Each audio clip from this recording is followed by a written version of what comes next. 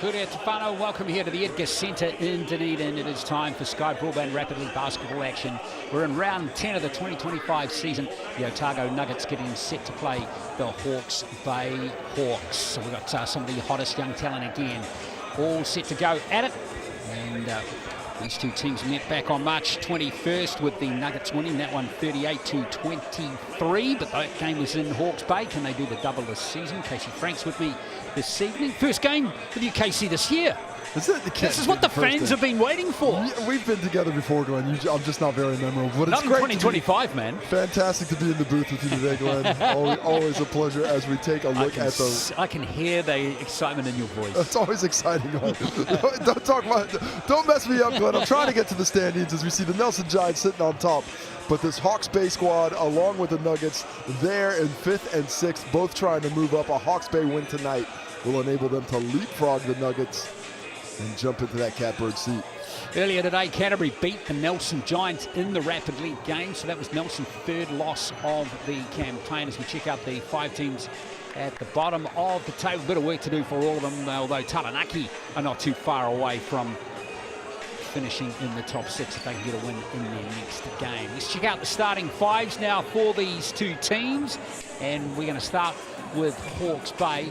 And Harry Keeley is there, the 18-year-old, Campbell Scott, Jacob Murphy, Kobe Carter, and Kahu Treacher, of course, coming back from Eastern Arizona in the summer break, getting set for the Junior Tall Blacks as well. Kahu Treacher, he'll be playing his second game for Hawke's Bay this season. He was a Hawke's Bay player last year.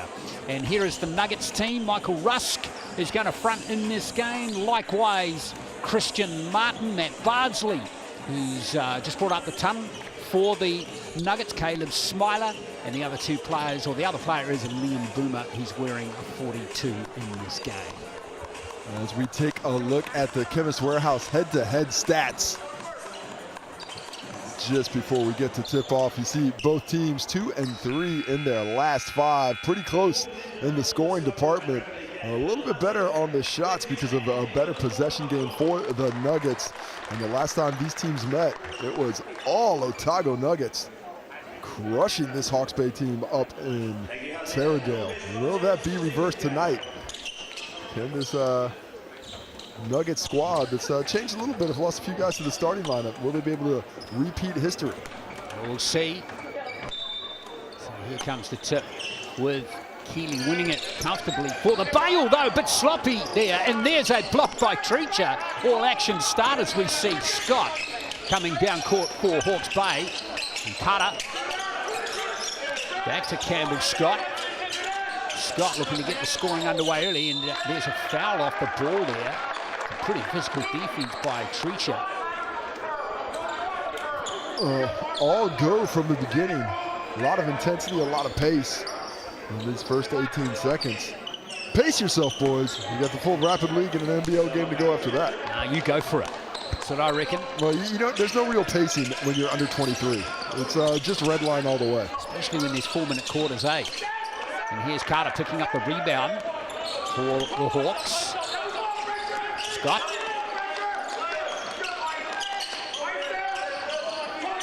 Now Scott again. Shot clock down to 10 for Campbell Scott. Kobe Carter. Nice finish. First points of the game. Oh, that's clever. Not only goes to the spin, but then the reverse afterwards. Really taking away Caleb Smiler's defensive abilities because of it. Well, there's Bardsley coming right back at the Hawks. Matthew Bardsley with a pretty fresh cut and the fresh move as well. Gets into the teeth of the defense. Multiple fakes to get that reverse finish. Nice move by Treacher again. And Treacher kisses that one nicely off the glass. Well, just a bit big for Russ. That's going to be a tough cover for him if he gets that paint penetration. 2 feet in the paint, he's got that ability to finish. And we see Caleb Martin toss that one out, or sorry, Chris Martin tossed that one out of bounds to Caleb Smiler. Indeed, you've got to keep that Treasure possession as we see Scott coming forward again. Here's Carter. Key figure of Hawke's Bay off the bench too in the Cells NBL game, but he looked for the foul there and didn't get it. Now Rusk, there was a foul mid-court there by Campbell Scott, although he disagrees. Well, I think he's talking about the foul underneath the contact on Kobe Carter, saying, well, can we get that one? But certainly no question about the contact at midcourt as he came in with the body to slow that break. So it looked like the Nuggets might have a little bit of an advantage with the quick push. Bardsley who inbound it. Now Smiler. Bardsley once more. Nice footwork from Bardsley. Ooh, that would have been sweet. But that's come off a Hawke's Bay player, so it's still going to be Otago ball. Lovely use of the jab step on Matthew Bardsley. Jabs Treacher right out of the way. And has to go to the reverse. Beautiful hang time, unfortunately, didn't get the bucket. 3 rattles in from Otago, and they take the lead by 1. Yeah, look, the nice spacing there, had a lot of time. I mean, not much to the play, just popped out, catch and shoot. Yeah, Christian Martin with that triple. First one of the game. Jacob Murphy over to Treacher, who responds with a 3-pointer. Yeah, he's got a complete game, man. Playing with a lot of confidence as well. Coming off, lets that fly. Great size. Obviously can get to the bucket based on what we saw previously. There's Bardsley looking at the mid-ranger. No, puts the little fancy footwork on Treacher. No basket as Murphy gathers that one. Treacher does not expect this Bardsley quickness. Unfortunately for Bardsley, couldn't get the finish. Oh, Murphy, that's classic Jacob Murphy right there. I love Jacob Murphy's aggression. He is always out there playing hard. No question that he's going to bring it. Yeah, sometimes the shot's not going, but he's going to bring the physicality. 4-point game for Hawke's Bay. 1:20 left in this first quarter. Bardsley. It's Treacher. That could be a good matchup. Nice spin move by Smiler. Rusk for 3. And Rusk rattles another one in. Nice offense there. That deep penetration, drawing defenders into the paint. Everybody sagging in, turns their back. Murphy loses Rusk, and he just bangs that triple home. Good stuff for Rusk. He's only been averaging 1 point per game in the Rapid League this season, so he's tripled that already. Now Scott, who's noted 3-point shooter as well, and scramble for the rebound. Rusk did brilliantly there. Nicely done by Boomer. Now Bardsley. He tripped over the tripod of the camera there. There's Bardsley. Hope Rusk is okay in the backcourt. He's come back into the play now. That's Martin again for 3. Not to be. Nice rebounding by both teams on the defensive side of the basketball, boxing out well and securing that possession. Carter sucked in the defense nicely there. He's done a nice job in the penetration a couple times on Smiler here in this first quarter. Nice aggressive offense by both teams to open things up tonight. Carter's got 4 points now. Treacher 5 for Hawke's Bay. Sitting down here for the last play, although there is a slight differential between the shot and the game clock here. Bardsley with 5 on the shot clock. Oh, lost it. Carter. Bardsley. And it's come off Martin, so there's 0.4 of a second left. Yeah, not a lot to it. Nice hustle. Nice job defensively to knock that ball out of Bardsley's hands, making a very difficult shot to finish. Now let's see if the Hawks can't get a miracle. I'm going to say no. Might use their BNZ player time out there, but they didn't. Don't want to use it with 0.4. Can't get a shot off with 0.4. Save it for, you see what happens in that second quarter. You might use it then, but not enough time really there. I guarantee that when that buzzer went off, it was already down the time. 3-point game it is. 11-8 at the end of the first. Treacher with 5, Carter with 4 for Hawke's Bay. And Rusk and Martin have 3 each for Otago. There's the large Nona pizza, $29.99. That fresh basil. Just gives it a bit of colour. A little bit of color, a little bit of flavor as well. No kick, but you can use the online code SALSKICK25, valid until the 27th of May. Need some kick, get in there, get some chili flakes. Toss that on there. That'll spice up your life a little bit. Or use that QR code and pick up that large Nana for just $29.99. It's making me a little hungry. Just a little. Just a little. All right, you can have one on the way back. Oh, thanks, mate.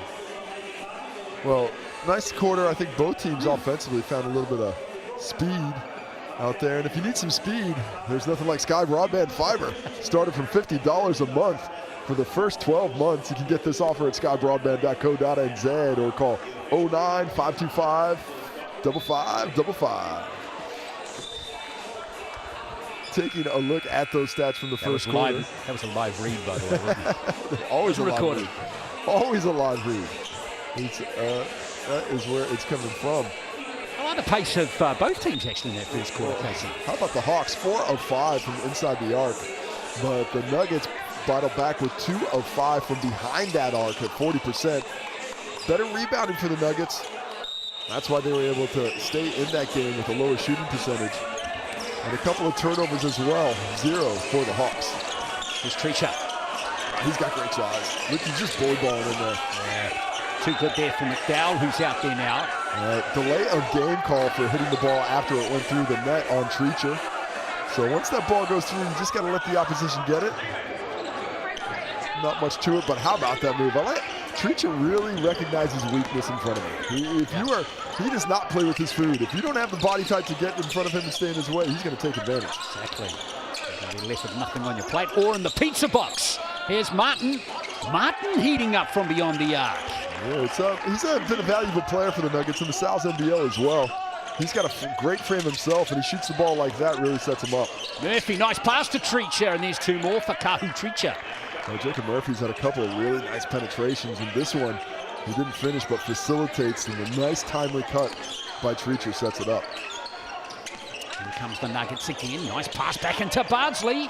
Gets his own rebound, Budge, and then has it smashed out of his hands by our man Treacher. Put a move on Darcy Knox, he's out there now. Just salvages it there. Keeley back to Murphy. Murphy loves that deep three. I would like to have seen him maybe get a half step in. Oh, Treacher. Jeepers creepers, what was that? Jeepers Treachers. He's getting up and in. Get that shot out of there. And Murphy's had it smashed out of his hands. What about Treacher? He got 12 points in the Rapid League game the other day against the Sharks. What he's doing out there right now is saying, hey, I need to be playing in the South NBL. These dudes are a level below me. I can do it all. Give me a chance up there, coach. That's a 5-second call. Defense played by Otago. I think the bench talked him into it. He just about got that one off.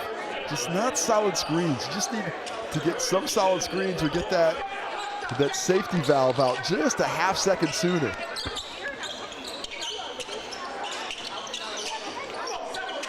Let's have a look at Liam Boomer here in position for the Nuggets. Well, a little flex action, gets the open look for Smiler up top. And the triple misses. Almost tipped into the hands of an Otago player, but Treacher's got the rebound. Here's Murphy. Murphy, nice pass into Keeley.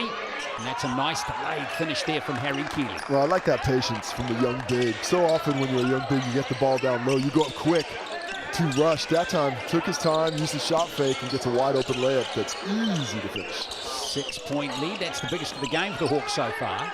Now Knox.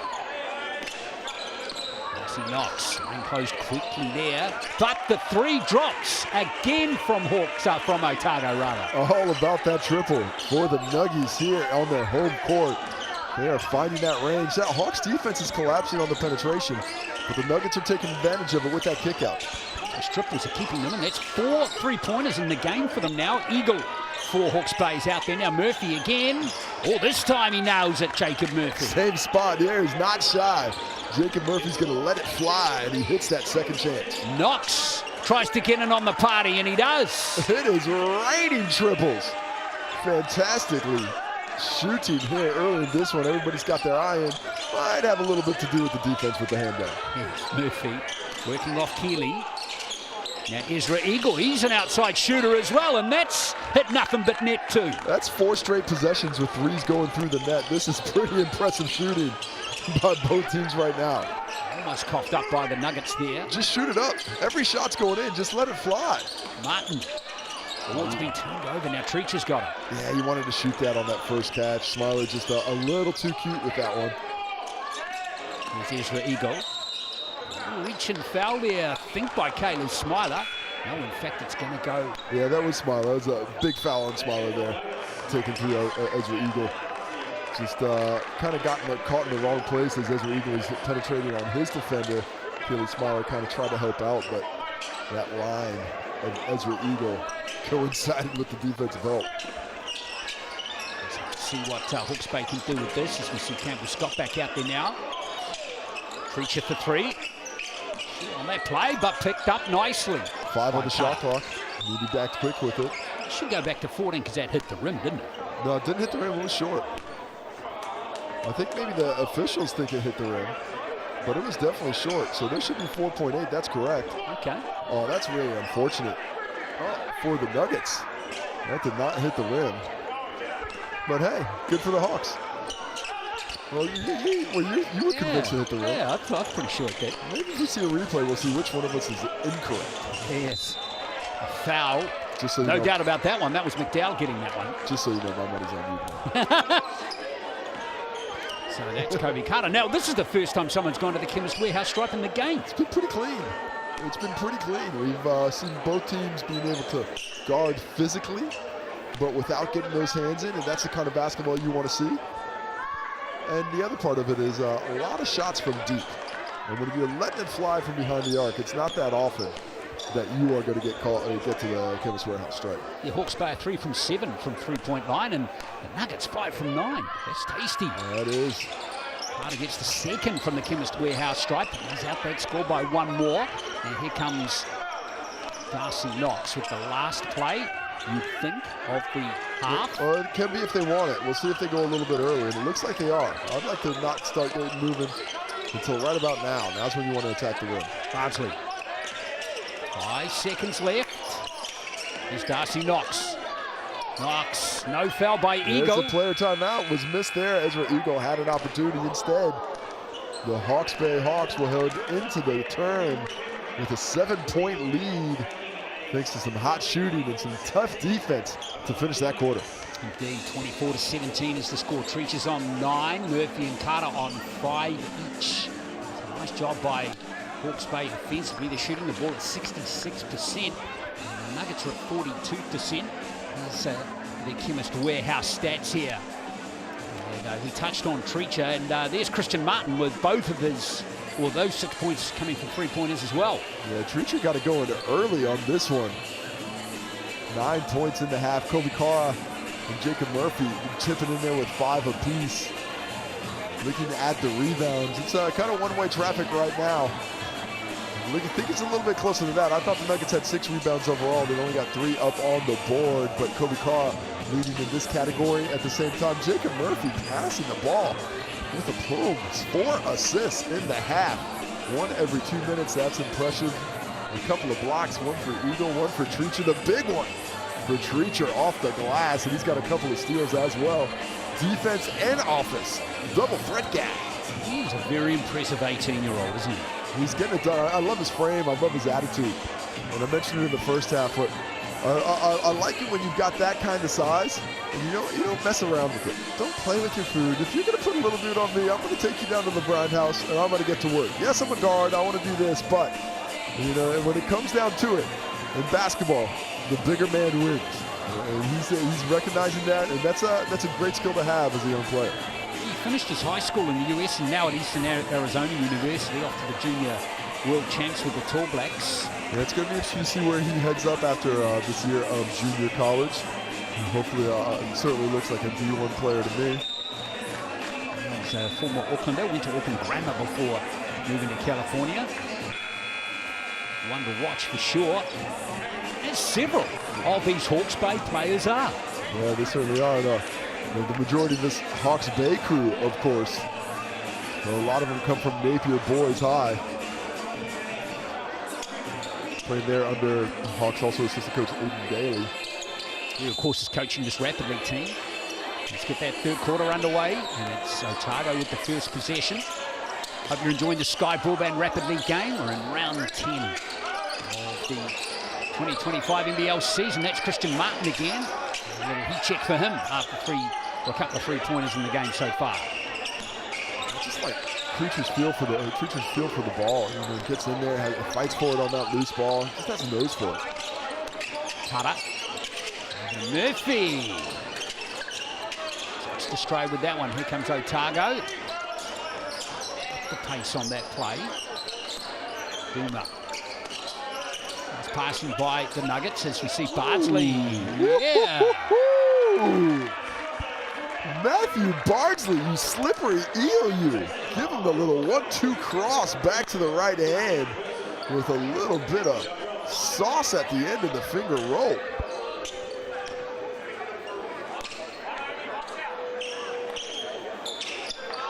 Leads the three-point play from the Chemist Warehouse stripe. Remember, every free throw made contributes funds to the BBNZ Hoops and Schools program. Not in Rapid League, though, only in the Sal's NBL. Yeah, we'll look forward to that coming at 7:30 this evening, of course, when that game tips off. And I believe the Hawks have hit 225, so we got a hoop going up soon. And there's another foul. Looks like that one came on Caleb Smiler, and it's going to be Campbell Scott to the Chemist Warehouse stripe.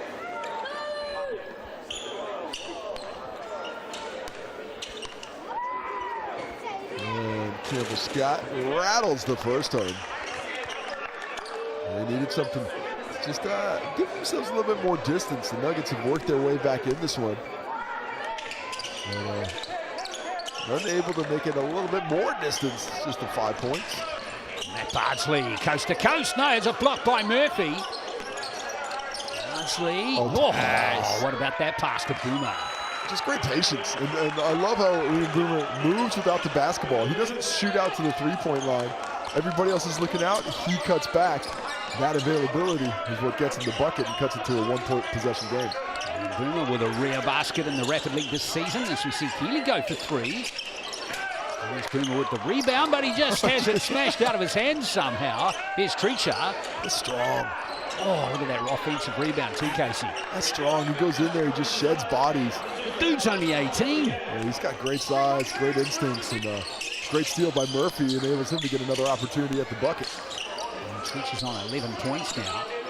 Here's Martin. And he's lost that one. And now Campbell Scott has it. Hawks are jumping on these loose balls. You cannot be lazy with the pass against these guys today.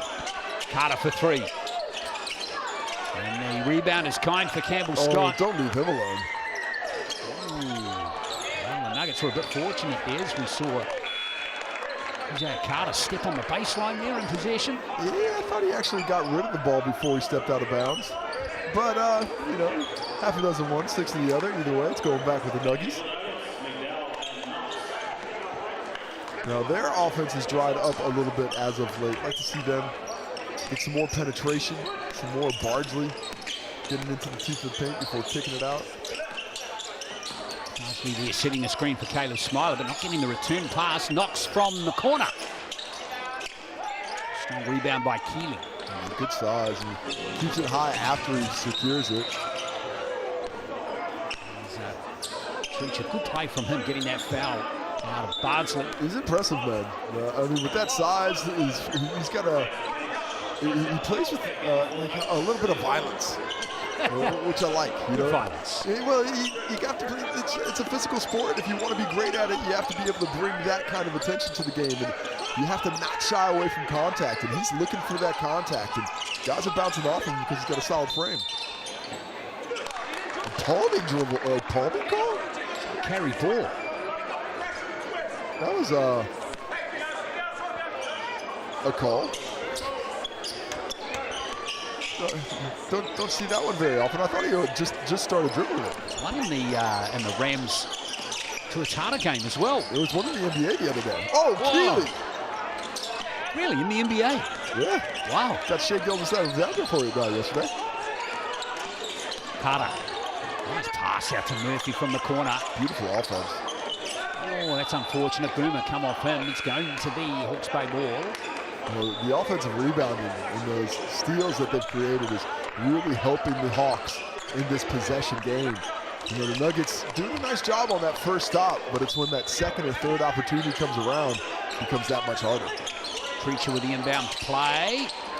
Campbell Scott, well, that's a lovely finish. And then we see it again. First one, they got the miss. That second one, just a bit too much space, and the shooter comes to play. Martin drives strongly. Here's Treacher with a rebound. Very, very strong rebound too.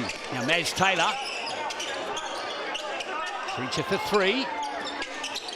That was confidence. Yeah, it felt like that one was a little bit of a settler.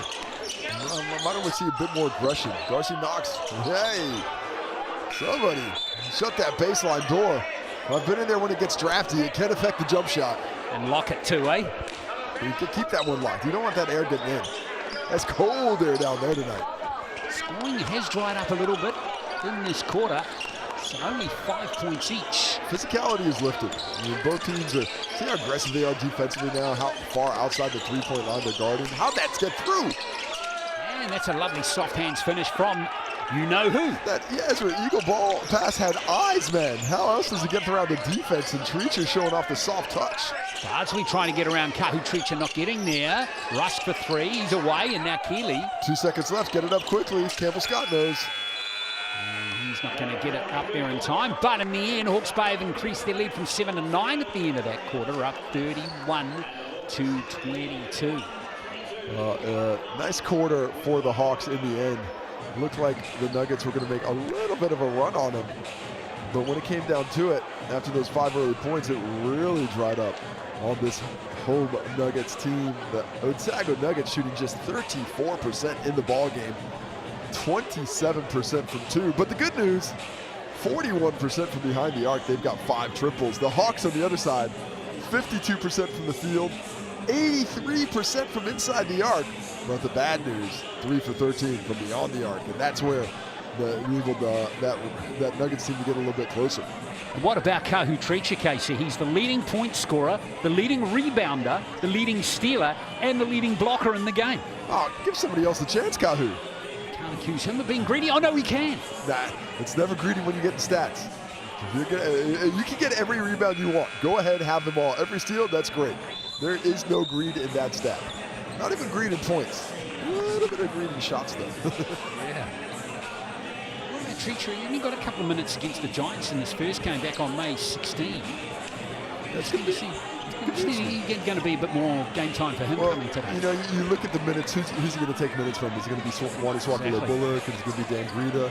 Jackson Ball's been playing so well. So, and Carter as well is probably competing for him in that position. I think as this Hawks Bay season goes along, though, we will see a little bit more Treacher folded into the NBL lineup. Well, last quarter's underway. Campbell Scott pulls up for the mid-ranger, and he rattles it home to Campbell Scott.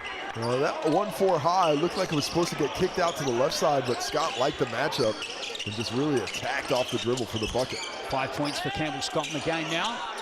Here's Bardsley. Rusk for three. He's away with that one. And Treacher picks up the loose ball for Hawke's Bay.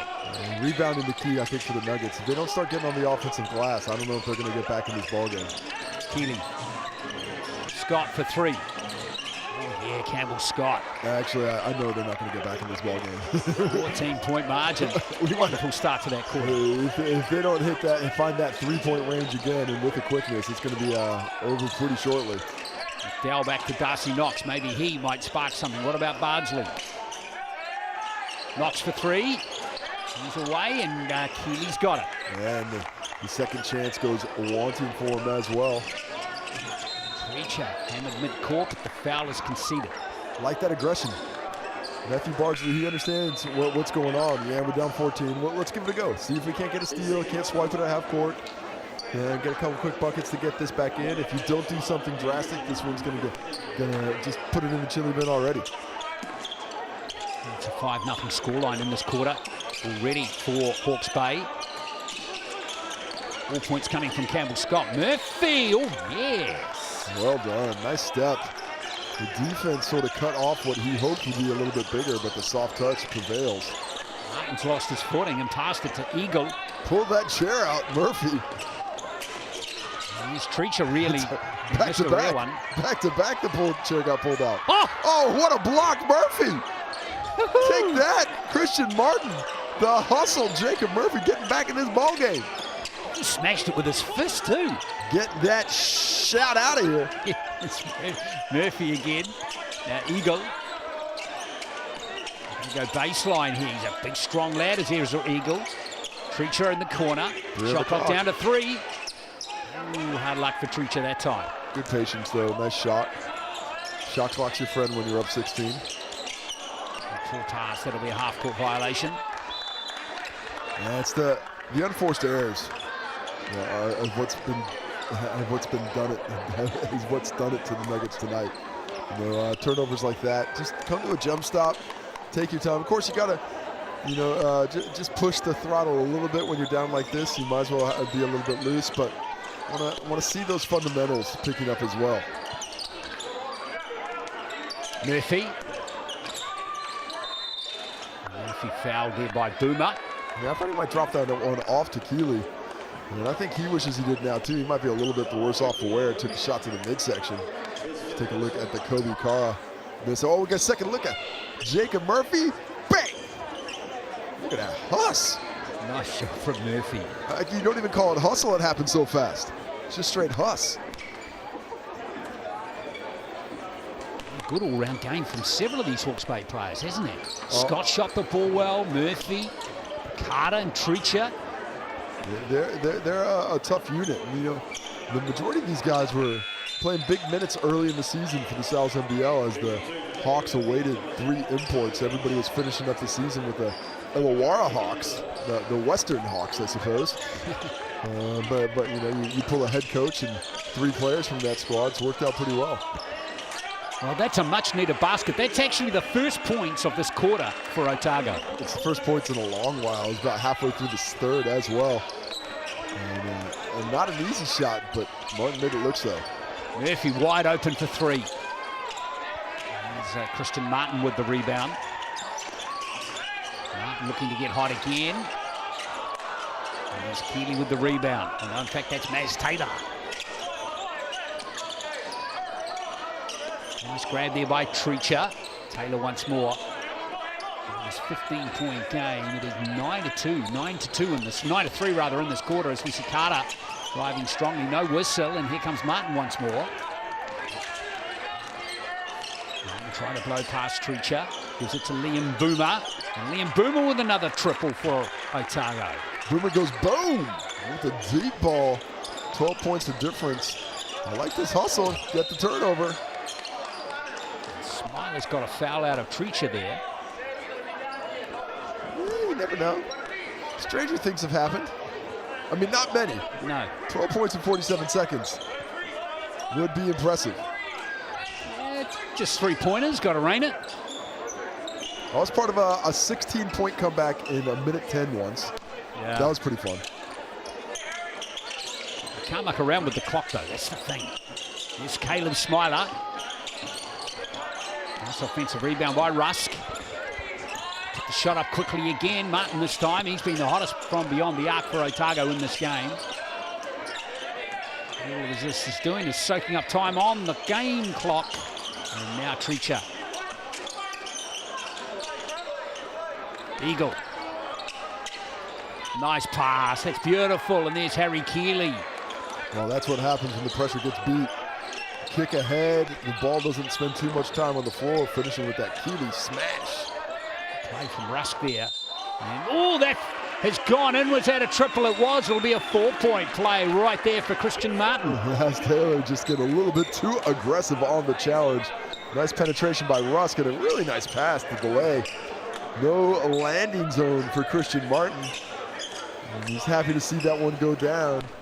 And might be just cut this one. Oh, he goes for the quick one. Violation called though. Martin's got 12 points in the game, and all of them are 3-pointers. It's that kind of night for the Nuggets. Nothing going inside the arc, but it's all happening outside. Christian Martin whistled there for crossing the free throw line before his shot hit the rim. Player timeout called by Taylor. There's Taylor, of course, son of Aiden Daly, who's coaching this team. Nephew of Aiden Daly. Nephew. Kirsten, formerly Daly, son of. She was formerly the head coach of the Hawke's Bay Hawks once upon a time. Got to get those family relatives right, eh? Just testing everyone. Yeah, good job. You. Well done, well done. Glad I had that one in my hip pocket. Let's see what Hawke's Bay can do here. There's Taylor, the bloke we were just talking about. Picked up nicely by Carter, but that will be the last play of the game, and it's a nice win for Hawke's Bay, particularly strong in that second half. In fact, they outscored Otago in every quarter, and it moved away to a nice 42-31 win in this game. Well, they just played a complete basketball game, got off to that really good start. And the Nuggets at one point, remember, it was 25-22. The Hawks finished with a 17-4 run there to finish things up, and a 17-0 run before things got together. Kahu Treacher scoring well, 13 points. Martin, you mentioned 4 triples, gets him to 12. Murphy in solid support with 8. Campbell Scott in there, and Bardsley and Boomer 5 apiece. On the boards, Treacher again, the highlight with 7. Rusk leading the way from the point guard position for the Nuggets. Wait to get your nose in there, young fella.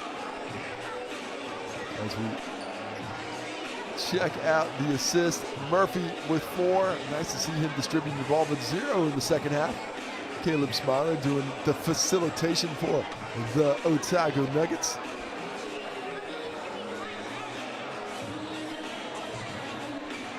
Two blocks apiece for Jacob Murphy, Kaihu Treacher. I don't know which one is better, the Murphy chase down, taking it out of the rim, or the Treacher off the glass. I'm going to call it a dead heat. Dead heat, I like it.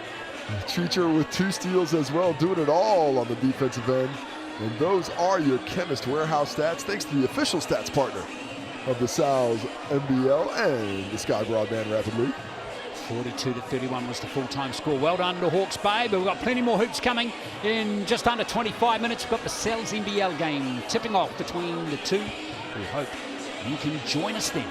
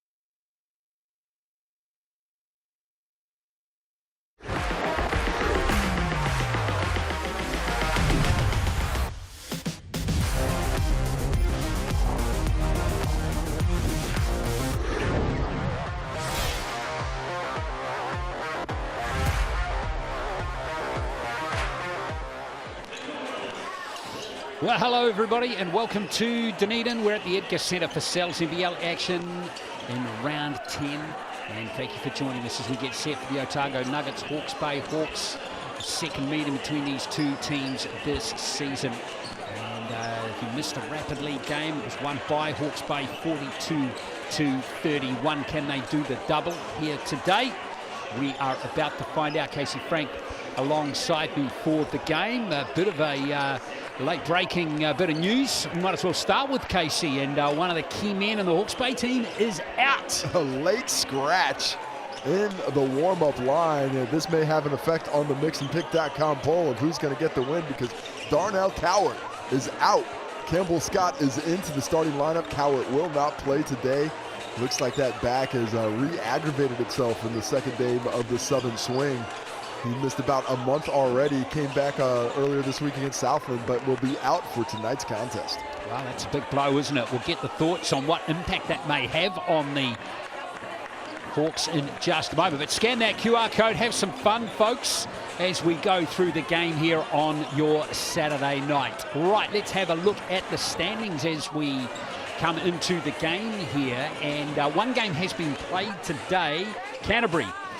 Just flexing their muscles a little bit at the top of the table there, moving to a 10-2 record. Still got a game in hand over Wellington, who surprisingly lost to the Phi last night. So the Rams beat the Nelson Giants 89-87. Canterbury starting to look really strong. Wait a minute. The Giants were down 2 points. Yes, the Rams got it up, but how about the Giants there in 10th place? Nearly pulling off the upset, but you're right. Well, they were up by a big margin, weren't they? They were up 20 points in the third, so unfortunate for the Giants to not pull that one off, but it is a testament to the strength of that Rams team. As we take a look at the upcoming games, tomorrow tips off with the Jets hosting the Bulls. The Bulls on that 2-game skid and a couple of big losses in there. Can they bounce back against the Jets? The Tuatara and the Saints. Shea Ili may be out on that one. He missed the last night's game with concussion-like symptoms. But will Luther Muhammad be available for the Tuatara? That will make that one a much more interesting matchup before next week tips off on Wednesday. Jets head down, or welcome the Sharks from down south. And the Phi next Thursday from Hamilton, hosting the Bulls. Yeah, looking forward to that game in Hamilton. Great venue, of course, where the Tall Blacks not long ago beat the Boomers. 10th win all time against Australia. So here's the starting lineup. So you can see the change here. Swakala Bullock is there, Jackson Ball, Dan Greta, Luke Yates, but no Darnell Cowart, who was originally named to start out with injury. So Campbell Scott comes in. He did play in the Rapid League game, but of course he's floated between starting in the Hawke's Bay team. In fact, let's have a look here and tell you he's already started, and this is his 10th start this season. Yeah, he had a bunch of those ones early before the imports game and a couple others, and going to be a key. He certainly has the experience in the shooting, and this makes these teams a little bit more even with the size. So let's hear from one of the players now. It's Wani Swakala Bullock. You're on the second game of the Southern Swing and had a good game against Southland. What's the game plan for tonight? It's the same as yesterday. Share the ball, move it with each other, know the scout, defend them well, and rebound and run. Once we do that, I think we'll be fine. And who do you see as the main threats to your team securing the win? On the other team? They got a pretty solid team. I mean, their record doesn't show it, but we know how dangerous they can be. I'm pretty sure they beat us early in the season, so we know that they're a dangerous team. I think when they play collectively, they're a pretty good team. Thank you and good luck tonight. I got to say, I don't know if Wani really checked out the scout today. He doesn't even know if... To be fair, he wasn't on the team when the Nuggets beat the Hawks earlier this season. Indeed, but he's going well at 15 points per game at 39%. Now here is the Nuggets team. Patrick Freeman, Jono Jansen is there again. Kerry Jr., also Josh Aitchison, who turns 27 tomorrow. Happy birthday. And Jalen Sabri, one of the two Americans in the team. Let's hear from Jalen right now. First game back home in a couple of weeks. How's training been going, and are you feeling confident tonight? Training's been going really well. I feel like all the guys are confident. I feel like each game we're getting better and better right there. And yes, I feel very confident about the work I put in before and after practice, so yeah. And what's your main focus for the game tonight? Tonight, our main focus would be probably just playing the whole 40 minutes instead of 35, 30 minutes, finishing out the whole game. So just playing the whole 40 minutes, you know, tighten up on our mistakes, being locked in throughout the whole game, and yeah, see where that goes. Thank you. Best of luck. Yeah, Jalen Sabri out of Kentucky, enjoying his time in Dunedin. And now let's have a look at these head-to-head stats, Casey. Well, not pretty for the Nuggets. 0-5, actually lost 7 straight right now, so in a bit of a slide. The Hawks have been doing pretty well and picked up a huge win, bouncing back from the loss against the Giants last week and against Southland a couple nights ago, even on the points per game, but the Nuggets points have been dropping as the Hawks have been rising. You look at those shots, a little bit more pace for the Nuggets. But the last time this Nuggets squad did get a huge win, I believe that was their first of the season way back week 2 or 3. Yeah, March 21st. That was before we saw the likes of Dan Grida, Luka Yates, and Swakala Bullock come into the team. Yeah, when you get 3 players who are starting for you, not in the team, and it was not that tight a game, you can expect the Hawks to have a lifted performance today. But no Darnell Cowart, of course, that is going to affect things. It's a big human, it's Darnell Cowart. Hawks coming off that win you touched on over the Sharks, 97-90.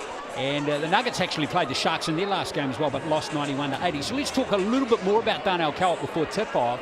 You know, how much of a loss is that? And, you know, how are we going to see Hawke's Bay navigate? For example, are we going to see a bit more of Kahu Treacher in this game? Because he's a big, robust player. Yeah, first of all, hello to the officials, Matt Bathurst, Corey Hogg, and Blake Rosanowski. But I do think with Cowart, I would have had a big lever of advantage to the Hawks because they have Yates down low, they have Cowart down low. That's too much size for a Nuggets team who has not yet replaced Jose Perez. Just Jono Jansen really down there with size, and Max Stoddard coming off the bench. But outside of that, they're not a big team. It's mostly, you know, wing players. So when Cowart leaves, well, now suddenly it becomes a lot harder for the Hawks to impose their will on the interior. And Kahu Treacher, great size, but more of a wing. I can see them rotating a little bit more. I can see him playing some forward. He matches up nicely with the likes of a Patrick Freeman or a Matthew Bardsley, guys who might be, even a Stoddard. He's not too far off his sizes, though, although he does play a bit more outside. We could also see a little bit more Harry Keeley, his size. You know, he's got up there about 6'8". So he can go out there and have a nice impact on the game as well. A little surprising Kobe Carter didn't start to kind of straight into that Cowart role. I think they like what Campbell Scott gives him better. You know, we saw it previously when Cowart was off that Dan Gredis now slides to the power forward position. And in this matchup against Patrick Freeman, I probably like what we can get with Grida and that shooting to Campbell Scott. You're going to bring that 4 out, that true 4 out, let Luka Yates do all the work on the interior, getting the rebounds. And this is a player who's had a couple of 20 rebound games this season. So a little bit faster, a little bit quicker, and I think a better matchup for this. And also, you like to have some guys come off the bench. Kobe Carter's been great in that role this year. Yeah, he certainly has. Started the first 6 games of the season for Hawke's Bay, but since those Australian-based players came over, he's dropped back to the starting there. So here we go. Second meeting between these two this season. And there's the mixandpick.com poll one more time. Good photo directing there by Jono Jansen. He's getting Wani Swakala Bullock out of the way so he can get a nice photo of the night and day bag. What I really want to know is what's in the night and day backpack. You get all the good night and day. Is there a pie in there? Is there a Jimmy's pie? Let's get the game underway. I hope it wouldn't be hot. Oh, no, you would, because you'd eat it straight off the bat, wouldn't you? You can pull it out there, get a pie right there. Just blow on it first. Glenn, you should know this. Carey Jr. working away on Greta. That's going to be a good matchup in this game. Now, Jansen. Short off the left hand. Yates with the rebound. Yeah, interesting. Jansen was being guarded by Swakala Bullock in the mismatch there. Nice recognition, but Swakala Bullock, excellent defender, made it tough. Scott over to Greta.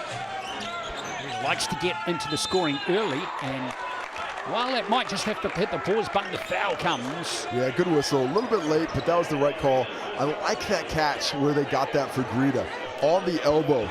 Really forces Patrick Freeman to stay uptight, because if you lay off, that's an easy jump shot. And uptight, you see he just has that rip through. Just one dribble straight to the cup for the finish. Gets the contact, and off to the Chemist Warehouse strikes the 2. Dan Greta's been shooting at 68% this season from the line, gets the first point of the contest. I thought you were a shooter, DG. Come on, Greta. 68%, that's like down in my range. There we go, short there, but Hawke's Bay get another opportunity. Jackson Ball can't nail the triple to get going, and that's a nice rebound by Sabri.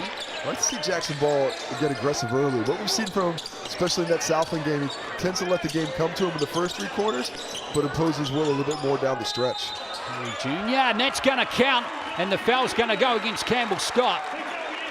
Down Carey Jr., beautiful footwork there, nice use of the up fake. Gets Campbell Scott up in the air, just a little handoff action. Step right by you, and Campbell Scott wanted to close the gap, but that footwork just puts him right in the bad spot. Picks up the whistle. Nuggets with a 3-point play opportunity, converted. Carey Jr. is going to have to be big in this game. And he gets the first 3 points. He's been averaging 23 points per game this season. Carey Jr. is going to have to probably exceed that. Now Greta, has it smashed out of his hands by Jansen. Really nice hand. I like that action. Good play, but quick hands nullifies the advantage created. Carey Jr.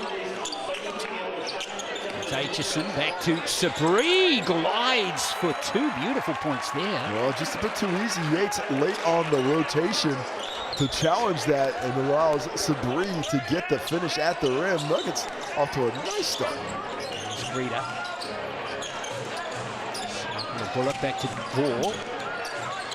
Now Scott. There's away Greta trying to get around and Jansen. That's going to be Hawke's Bay ball. Nice hustle, Dan Greta on the weak side. His activity is what sort of causes that ball to get fumbled out of bounds. Keeps possession with the Hawks as Coach Gruggen likes for the season, getting the traction down just in case he has to get in there. Checking the pitch. He doesn't want to come across. He's going to be caught on camera if he does. Well, I looked at Yates just inside. I wouldn't mind seeing some post touches from the big fella. Here's Jackson Ball. Quick shot from Scott is away, and Jansen. That's good defense played so far by Otago. Yeah, Hawks are settling for the jumper right now. I like them much better when they're attacking the rim. Sabri. Away on Scott. Kick back to Jansen. He's away with that shot, and Swaka the bullet picking up the loose ball. Nuggets been targeting Campbell Scott on these first few possessions. Whoever he's guarding, that's who's ended up with the ball and looking for some penetration. Here's Greta. Shot clock down to 9. He's got to take this mismatch. Jansen's done really well again. Really well. He's a mobile big. Greta just could not create the space against him. Well done by Double J. Let's see if this triple's going to fall. It isn't, unfortunately, but it's taken by Jansen, who's doing it at both ends of the basketball court at the moment. And the home crowd loves it. Jono Jansen's a fan as well. What a start for the Nuggies. Look at the hustle. D on one end, offensive rebound. You're not going to keep me from the cup. Gets the roll, pump me up. Let's see if I can't get the old-fashioned three-point play from the Chemist Warehouse stripe. Start from Otago. Jansen's been huge for them since especially Perez has left. I mean, he's really their only true size with a bit of experience. He got Max started. Patrick Freeman, more of a swingman than a big, so a lot of pressure on him to produce, especially on the glass, and he's taking that challenge. 2 3-point plays now converted by the Nuggets as we see Greta trying to get going again, but good defense played on him by Freeman, but this time Greta's good enough to convert. Going to be tough for Freeman if he stays that tight to him on the perimeter. Greta's going to be able to find that penetrating lane when he pushes hard. Back to Sabri. Junior now, Bardsley's out there now. There's Jansen. Jansen can't get the basket. He's still got the ball. Hasn't touched the rim, but that didn't touch the rim either. Didn't need to. Well, I think Jackson Ball got a block on that one. That's why Jansen was able to reclaim it. Had he just shot that himself, would have been a travel. Instead, Jackson Ball gets the block, and actually it works in the favor of the Nuggets. Yates working away on Jansen and succeeding Luka Yates for his first points of the game. I'd like to see a bit more of that. You know, Yates doesn't average a bunch under double digits on the season, 8.8 coming into the round, but his ability down low, I think, in tonight's game especially, with a bit of size advantage, can get going. Freeman! Oh my, the easy step. Yates, unfortunately, rotates late and then gets beat to the cup. Nicely done by the Nuggets. Loving what they're doing offensively here in this first quarter. Well, 4 of the 5 starters have scored now for Otago, as we see Greeder getting the roll off the rim, but the tip back is really good. Dan Greeder just all willpower right now to get into the cup. He was just saying, you are not getting me to stay out here and shoot. I'm getting to the rim. A lovely pass from Carey Jr., and there's 2 more for Jansen. This Otago team is humming to start this game. Early timeout called by Sam Gruggan. Yeah, good call on the timeout, because your defense is not where it needs to be right now. Look how easy this penetration is. Luka Yates has no decision to make there. He's like, well, what do I guard? The ball here? What do I do with it? Either way, he's cooked. Just remind you again, Darnell Coward is out of the game with injury, but what not out is that pizza. That's coming home. Never out on a large, not a pizza, especially if it's only $29.99. Use that online code Sal's Kick 25. Sal's Kicks 25. I missed that S, so don't you miss that S. Valid until this Tuesday, the 27th of May, or just use the QR code. Pull out the technology, give that a go. But if you did have to go to the internet and use the online, you might need some broadband for that going. Indeed. And boy, if we got an offer for you. We do. It'll come around eventually. I love the start by Otago, 14-7. The only starter who hasn't scored so far is Josh Aitchison, but he got subbed out early for Bardsley anyway, after just a couple of minutes. Aitchison back in now.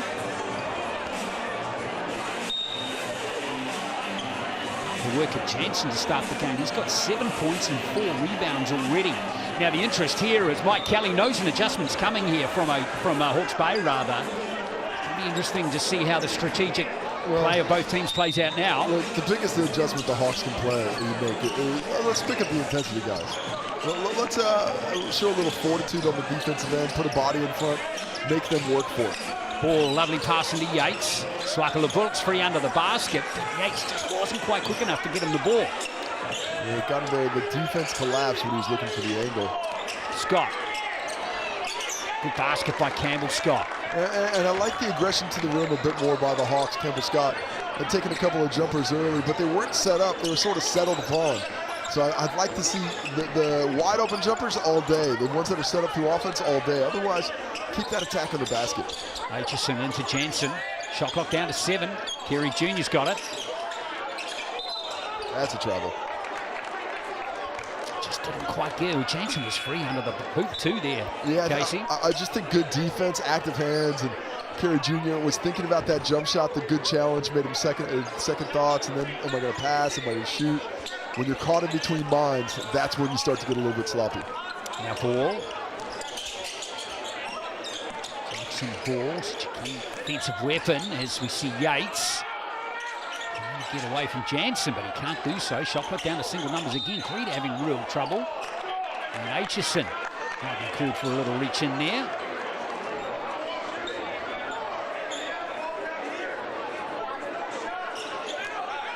Josh Aitchison doesn't like that call. Well, it looked like a foul to me. Shooting foul? You know, he's getting to gather. He's on the way up.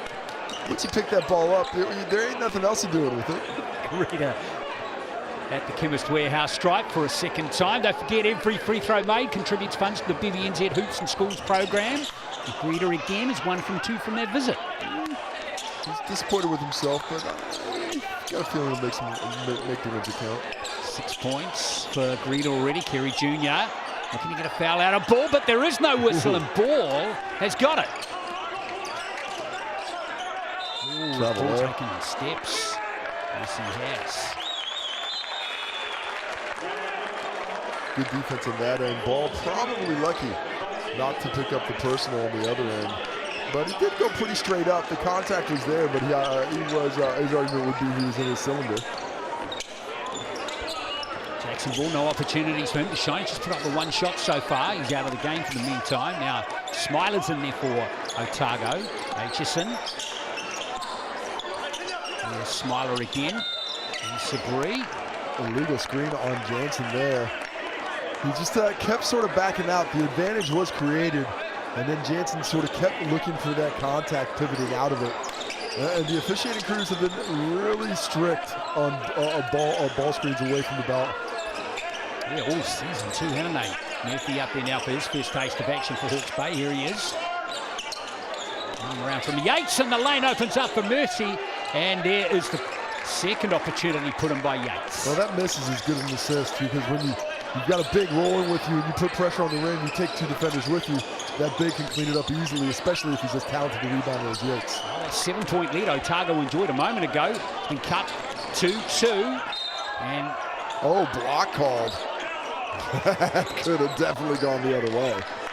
I think Matthew Bardsley is a bit unlucky to take that one. Dan Greta pushing the pace, and Sam Gruggett says, you know what? Come sit next to me, dude. Let's not pick up one of those. Let's let you just take half a breath, Dan Greta. He's out of the game for the meantime. He checks out on 6 points. Hawke's Bay on a nice little 5-0 run here. Well, it was always going to come back into things. Rotating bodies pretty freely now. Kobe Carr checks in. Kevin Scott back. Come back pretty well from that timeout, haven't they? Now Yates posting up here on Jansen and winning. Well, this is what I want to see more of. Get the big fella some touches. He's got so much size down there. Jansen's a big guy, but not as big as Yates. That's Caleb Smiler. Oh, my. What about that pass to Bardsley? The hezzy pass. Bardsley with the late cut making himself available, and Caleb Smiler does not give it up until the last moment to facilitate that bucket. That stops a 7-0 run for Hawke's Bay. Here's Murphy. Has to drive to the hoop. Nice D. Yeah, that's Jansen. He's been pretty much defending like that the whole game. Smiler, good passing out to Gary Jr. Kind of surprised Freeman didn't shoot that. He's got a nice touch from deep. He'll let this one fly. Two opportunities right there. Now that's going to soak up a waste of 4 or 5 seconds. Shot clock down to 4 for Kerry Jr. But and who's that come off? Murphy worried it's come off him. That's going to be Otago ball with 14 on the shot clock. Murphy shouldn't have saved that. That was going to be off Otago. Murphy tries to kickstart the break and pays for it. #1 rule: don't save the ball under your own hoop. To inbound it.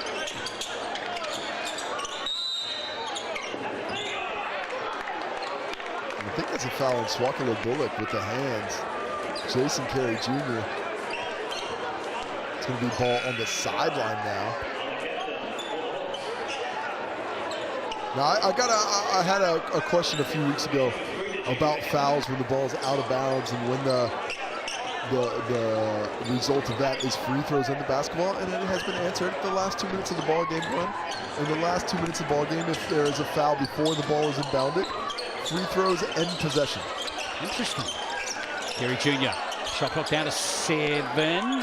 Freeman. Oh! Nice hands up. And it's incoming. Look at that hustle. Brilliant stuff from Hawke's Bay. Put the hustle in the muscle. Dan Greta, get on the floor. Foreburns are fun. They're a badge of honor. You just go ahead and get that. Look at that guy. I love Dan Greta. Just love watching him play. He's got that dirty mullet. I mean, that's filthy. But I love it. I love every bit of it. I love the way he gets on the ground. I love the energy he brings. Every single night, every single possession plays just like that. And the Hawks working their way back in. Let's hope someone plays Dan Greta a little recording of that little commentary there from you, Casey. Wonderful. I'll say it to him in person. Here is Ball. Carter. Now here is our man Dan Greta. Jackson Ball again. Hasn't scored in the game yet. Oh, that's tough. That is tough, man. His skill set is just light years ahead of his age. 17 years old with that wrong foot finish with the right hand, the close hand, that is just tough. That's a nice tough basket from Aitchison. And of course, bear in mind, Jackson Ball doesn't turn 18 until March next year. He's got another year of high school next year. That's right. He's bottom major on 17-year World Cup last year. He's playing 19-year World Cup. And then he's going to Wisconsin. And there is Ball. Put back into the hands of Sabri, who's off to the races. Can he get the finish there? He can. Very nice. Icing through. I love that transition. That is an excellent burst. in that transition game by Sabri there. 2-on-1 break. He says, I'll do it myself. He's on 4 points now. Scott. Just getting it back to Smiler instead of Ball, and Greta again with a shot clock down to 6. He's away with that long ranger. More active defensively the Nuggets have been these last 2 minutes or so. That's gotten them back into the lead. There's a three-pointer from Kerry Jr. and tough rebound taken by Yates. And it looks like Freeman might get that one. Yates is a good rebounder, man. He really puts in the work on the glass. Great size, excellent nose for the ball. Still improving as a player. He's got a long way to go before he reaches his ceiling. Still only 21. Born in Christchurch. He's matriculated his way over to Australia. I hear some people are doing that lately. I wouldn't know. I like it over here. Luka Yates, that's his 3rd rebound in the ball game, and that's that 5th personal foul of the quarter on the Nuggets. So Yates off to the Chemist Warehouse stripe, where the Chemist Warehouse is partnering with BB&Z in the Hoops and Schools program. Every point counts this year because every point adds to the kitty. And getting a hoop in a school near you, and the Hawke's Bay Hawks are the first team to hit 225 free throws this year. That means a hoop is getting built soon. Fantastic. Yates with those 2. 8 points for him. He's the leading scorer for the Hawks inside the last minute of this first quarter. Jansen back out there. Very productive first stint out on the court for him. Otago will want that to continue. Here's Kerry Jr. Treacher out there now as well. Oh yeah, that's Kerry Jr. That's the 2nd time he's done that on a Hawke's Bay player in this game. Yeah, that's just smart. A young fella comes off the bench. You know, he's all twitchy, he's excited, he wants to get into things. So what do you do with a young fella? Dribble around, just give him those eyebrows, get him up and in. And Treacher, unfortunately, goes for the bait, gets that foul. And now he'll be able to settle in a little bit more. Jr. has been going at 87% from the Chemist Warehouse stripe this season. One of the best in the league.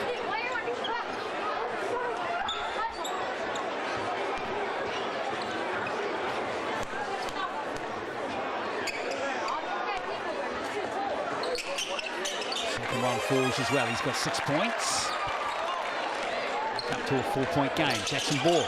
And Hawks may be looking for the 2-for-1, but you want to get that off in about 29 seconds. Oh, Carter.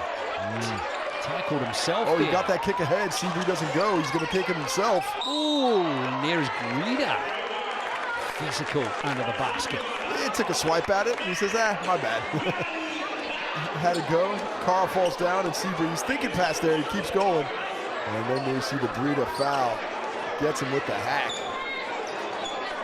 Seabury has been nice in transition on a couple of attempts earlier.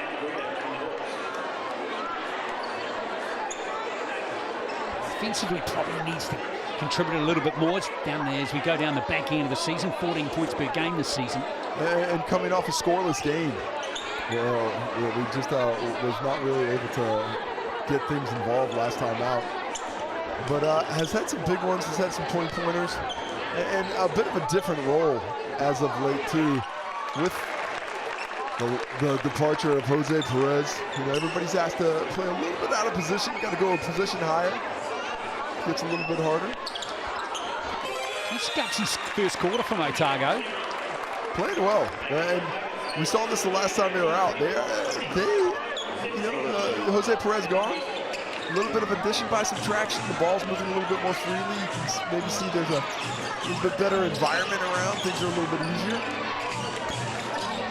Plenty of offensive weapons. What we got going just getting this Hawke's Bay team with the 10 seconds left in the quarter now. Jackson Ball. Little running float is no good. Here comes Matt Bardsley. Can he get a shot away in time? He can, but he can't convert. So it's a 6-point game at the end of the first quarter, and it's the home team in front. It's the Nuggets up 24-18.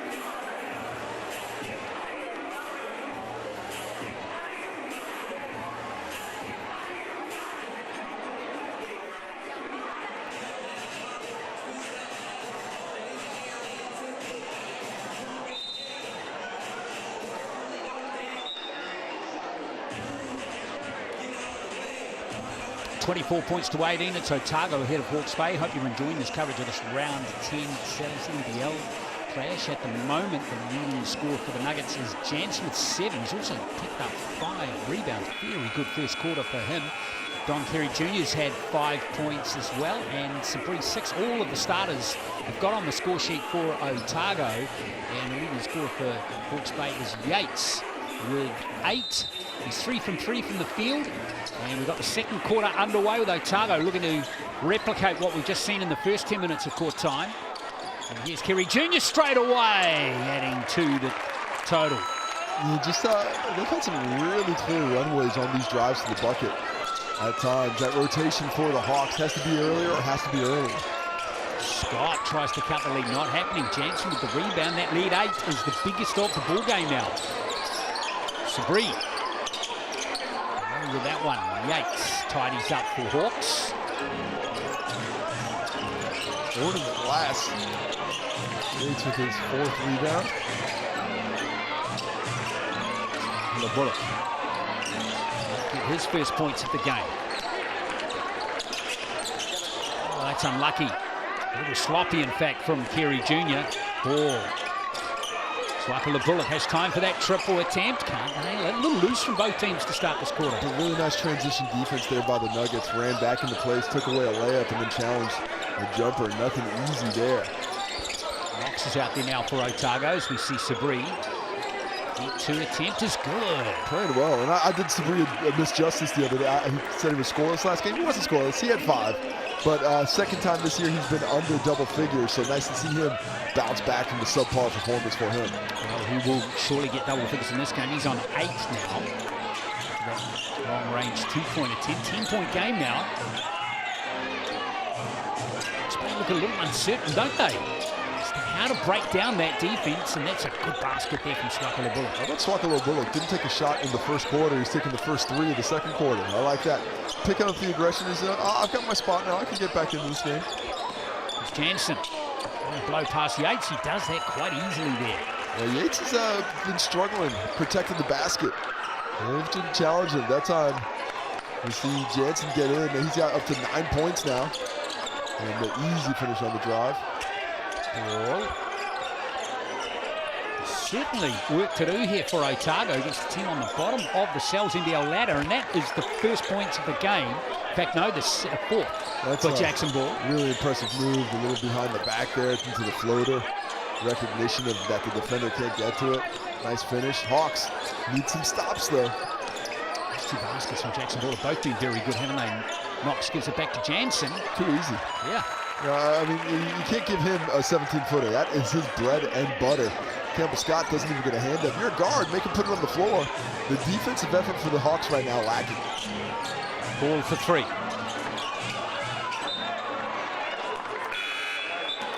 Looking confident, are they? Hawke's Bay struggling to just fashion together good offensive plays. That is worrying that Otago defense. Yeah, I mean, there's nothing special what the Nuggets are doing right now, but we're just not seeing that fortitude from the Hawks defensively. Jacob Murphy checks in for Campbell Scott. He'll show some of that fortitude defensively. Carey Jr. Is that a carry? Doesn't get the foul. How can you shoot it and then dribble again? Don't know. Sabri buries the 3-pointer anyway. That's going to be another timeout to Gruggan, because suddenly, after all that work the Hawks did to get back into it, they have let it get back out of reach. So 24-18 was the score at quarter time, Casey, and now it's 31-22.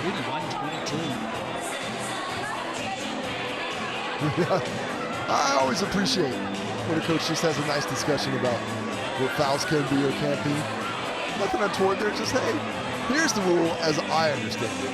How do you understand it? And the Hawks, well, this isn't not really about execution. They could execute a little bit better. We've seen the offense that's worked is pretty isolation heavy, trying to get through that on ball. Get that ball through hands, move that rock from side to side, force the defense to adjust. But defensively, you just got to start stepping up and getting in the way. Put your body on the line. Don't let that penetration get all the way down to the charge circle before you step up. Step up early, 2-3 steps out. Make them make decisions. Get into rotation faster. Those are the things that this Hawks team needs to think about. Now there's that player on the right-hand side of that shot there with a hoodie up, Darnell Cowett, out injured.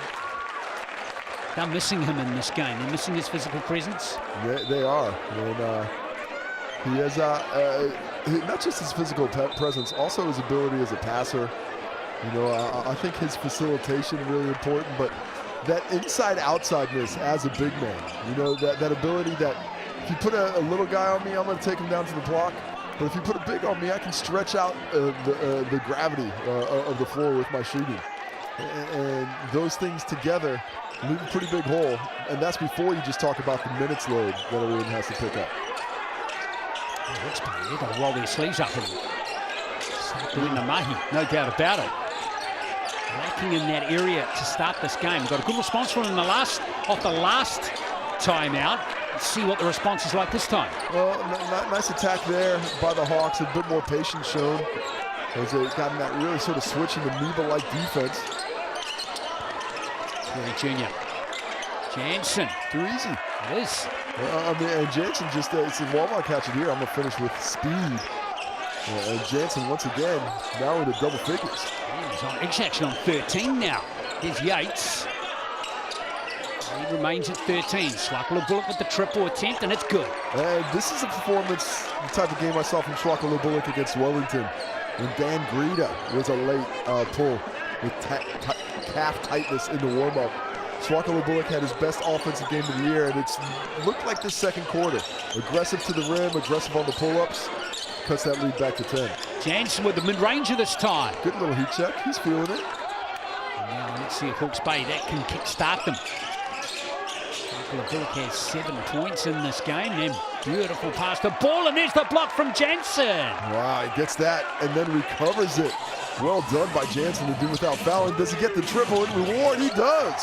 Woohoo! Jono Jansen. Doing it at both ends, getting it done. And then do we have a foul here on Jacob Murphy? Or is this just a fall down? Okay, just a fall down. He's got a good outside shot on him, Jansen. He's been going over 30% from the triple line. Well, he's always been a very perimeter-focused player. You know, he's a bigger guy, but a sweet stroke, especially the mid-range. But I think he's worked on his three enough now that that's become a real threat as well. 13-point game, Dan Greta. Uncharacteristic miss again from him as we see Bardsley.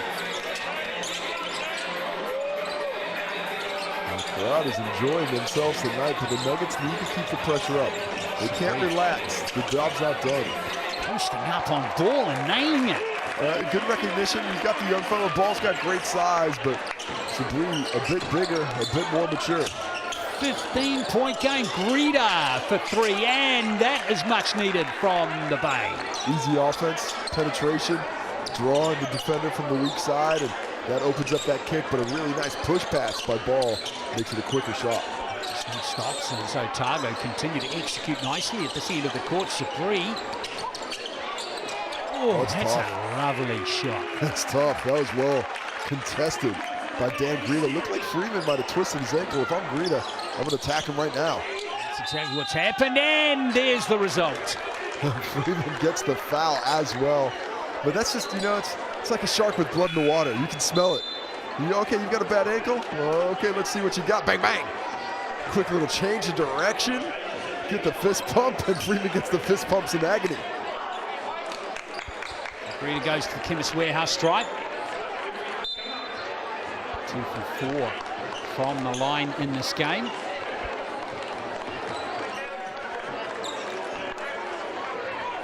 Nine points for Greta. Actually, sorry, that's 11 for Greta on the make. And looking for 12 now. How about Sabri? 6 from 7 from the field, casing at 85%. This is after a 2 for 15 night the other night. His only second game under double digits this season at 5. And he really said, you know what? I'm not a 5-point player. Give me that rock. Jansen is going well as well. He's got 16 points in the game. Smiler left alone for that 3. He's away, but there's Jansen with a fantastic offensive rebound. Foul by Murphy. Is that Murphy, or that might be Greta from behind? And if I'm Greta, you're going to have to start being a little bit more careful with the fouls. That's his second personal. They cannot have him in foul trouble. Swakala Bullock He's got 2 as well. Nobody else in foul trouble for the Hawks. And how about this, Nuggets? 6 fouls overall, but 3 of them on Patrick Freeman. He's a starter, isn't he? Yeah, he's moved into that Perez slot. And he was tasked with guarding Dan Greta. But it's been a tough matchup for him. The foot speed of Greta has put some pressure on that defensive stance. Oh, Jansen, he's just doing it all at the moment. 18 points. 18 points. Touching them all. Mickey Yates is struggling with that matchup. Here's Greta. Into Yates. Back yourself, Luca. Really nice. Just really nice, patient, too big. I mean, I'm hammering that nail all day long if I'm the Hawks. Just keep going, especially because Jansen's killing on the offensive end. One way to get a guy to be a little less comfortable offensively, make him work on the other side. Sabri for 3. And Sabri is feeling it. 19 for him. That kind of night. How about Sabri and Jansen combining for 36 right now? 37 in 37. fact. Out of the 49 points in just 2 plays. Greta's well away from that. Sabri's picked it up. 15-point game here for the Nuggets. They're looking better and better. You spoke too soon. Yeah, just a little slip of the ball. Unfortunate there for Kerry Jr. Jansen heads to the bench. Tell you what, I'm leaving Jansen out there. You just go ahead and keep shooting it. The crazy thing is Don Carey, who, you know, before the game, we might have been expecting to be the highest scorer for Otago in this one case. He's only got 5. He's 1 from 5 from the field. Now that has seen the defense break down for basically the first time in the game. And Smiler hurt something there. He's grabbing his elbow coming off that screen. I don't know if we had it on the replay, but he got involved in that action and instantly was in a ton of pain. Hopefully Caleb Smiler's all right. Brother of Kaylee, who's a very good player. Part of that FI team that won the Tauihi Basketball Aotearoa League last year. Big win for the Tauranga FI. Was not one of the preseason favorites, but they said that don't matter. We're the postseason favorites. There's Knox out there now. Sabri again, got that hot hand. The fadeaway is good. He can't even touch the rim at the moment. Sabri, 21 points, 8 for 9 from the field. Came off a 2 for 15 night. He's got a point to prove, and he is proving it with a passion. Sabri is sweet at the moment. And what's happened off the ball here? Just a little contact away. Darcy Knox keeping Jackson Ball from getting where he needs to be. Just the second foul of the quarter. And this Nuggets team, they're not fouling. They're playing great D. The offense is flowing. But the defensive effort of the Hawks needs to just lift a little bit if they want to get back in this ballgame. Greta going baseline. Little foul there from Josh Aitchison. Sabri's high score. Game score 24 against the Rams back in mid-April. It's seriously under threat. 21 in the first half here. 15-point game. Here's Yates. Rita. How about Dan Greta? Picks up 3 fouls on this possession. The Nuggets came down this time down the court with 1 foul, and he's just drawn 3 fouls on the opposition in about 12 seconds. That's impressive. And 2 of them on Aitchison. Let's go. Who's next? Exactly. Oh, Liam Boomer's out there now. It'll be him. You want to go? Let's see if we just give you the rock back. Oh, nice hand. That should go with the Nuggets. Yeah. Well played. Sabri with another big play. Nicely done. Kobe Kara thought he had a layup. He did not.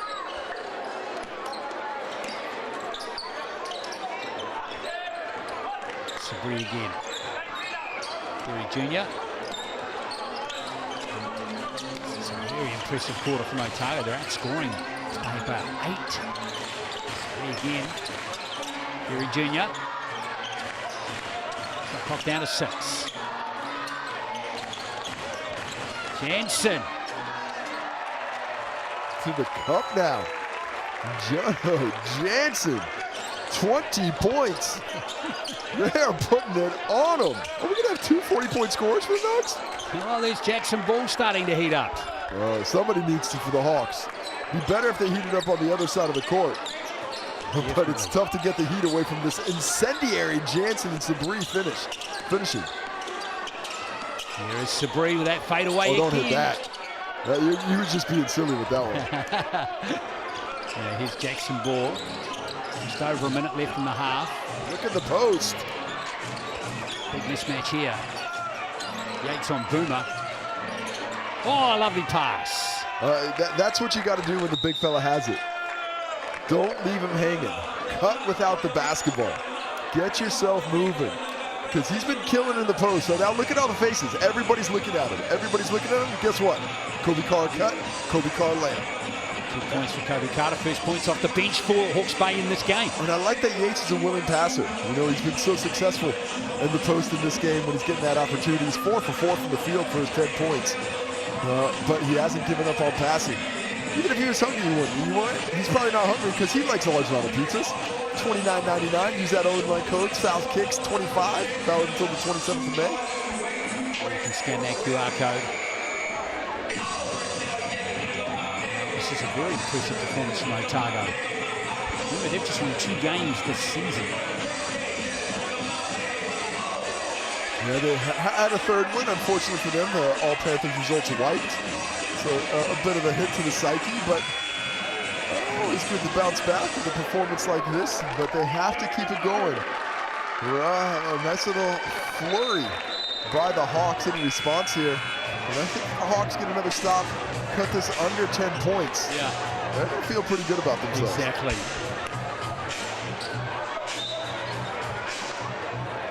Don't mind a bit of adversity. Hawke's Bay. I remember a win over the Bulls in Pukekohe earlier on in the season. That was against all odds, that game, and been behind in others too, Casey. I wouldn't count them out just yet. Well, I mean, it's just coming in against the Southland Sharks a couple nights ago. Yeah, I of think course. They went into that game down big coming into the fourth quarter. I think it was 13 points. That might be a bit high because it's all off recollection, but they did a nice job coming back in that one, so they certainly know they have it in them. And the lead was 17 as well to Otago earlier on in this quarter. Perry Jr. team to create space for himself. Well, they can't finish.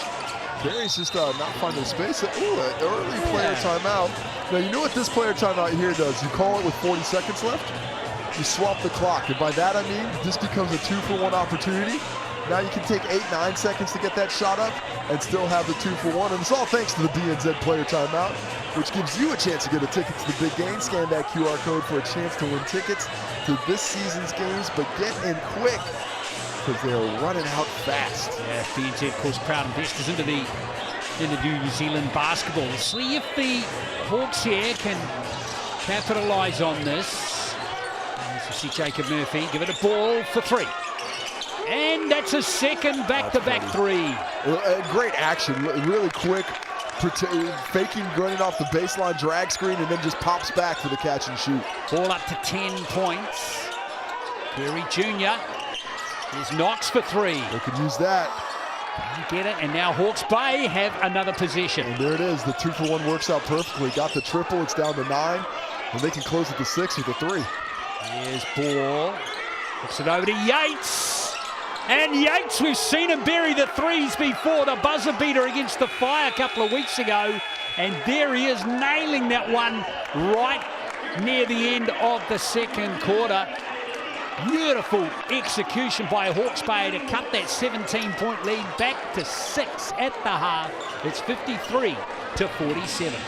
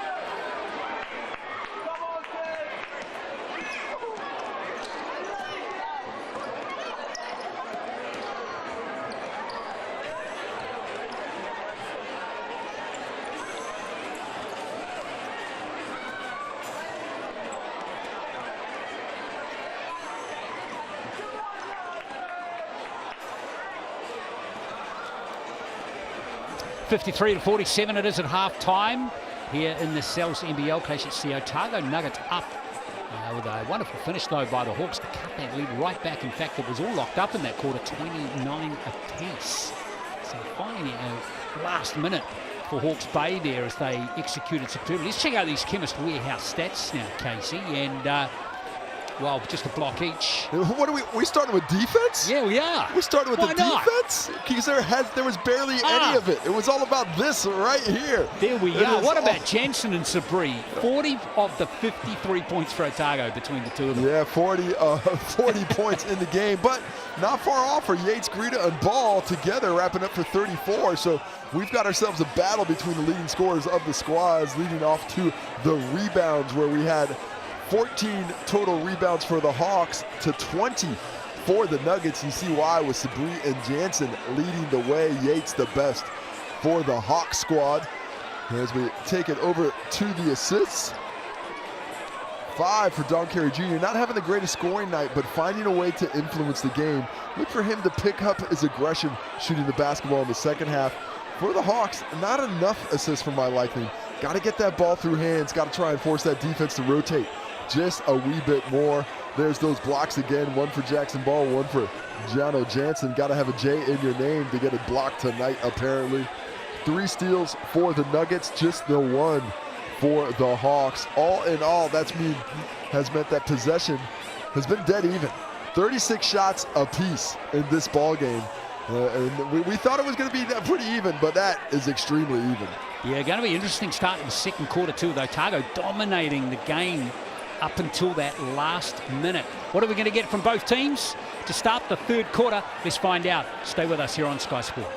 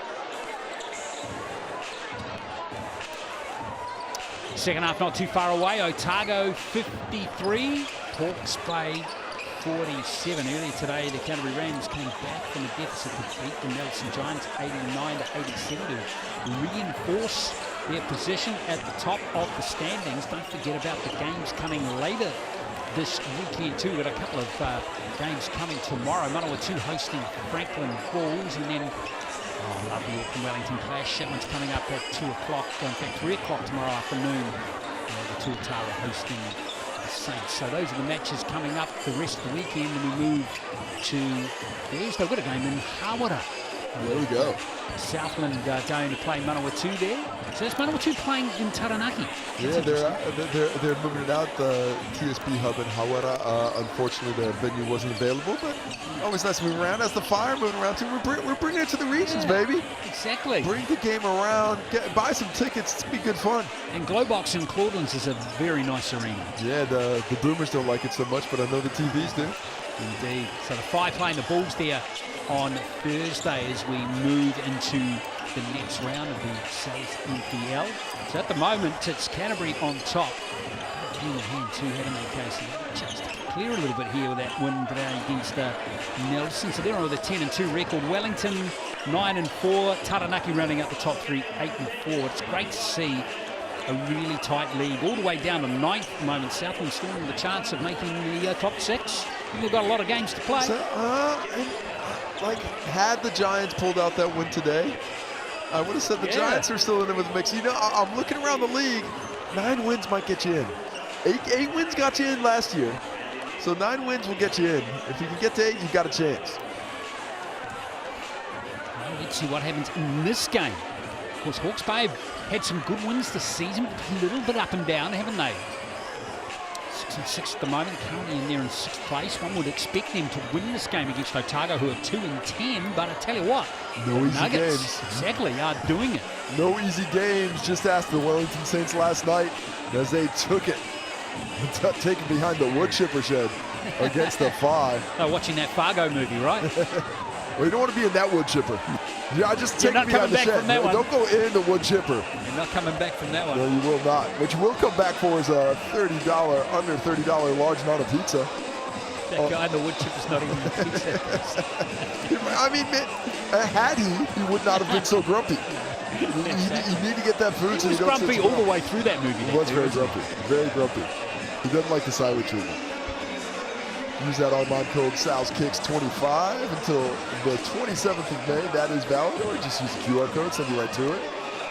These kids want pizza. You know, you can't eat that one. Order a real one. Oh, he wants to smash it. Smash that pizza. Well, that's for the miss twice, win a slice.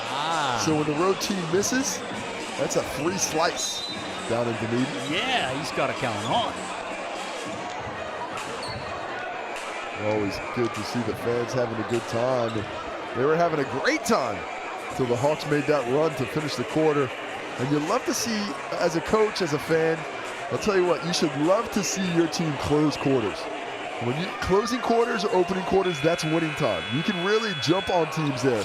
And the Hawks completely changed the feel of this game in that last minute and a half with those 3 big triples. Which makes the start of this third quarter from an Otago perspective really interesting. Yeah, let's see what they do.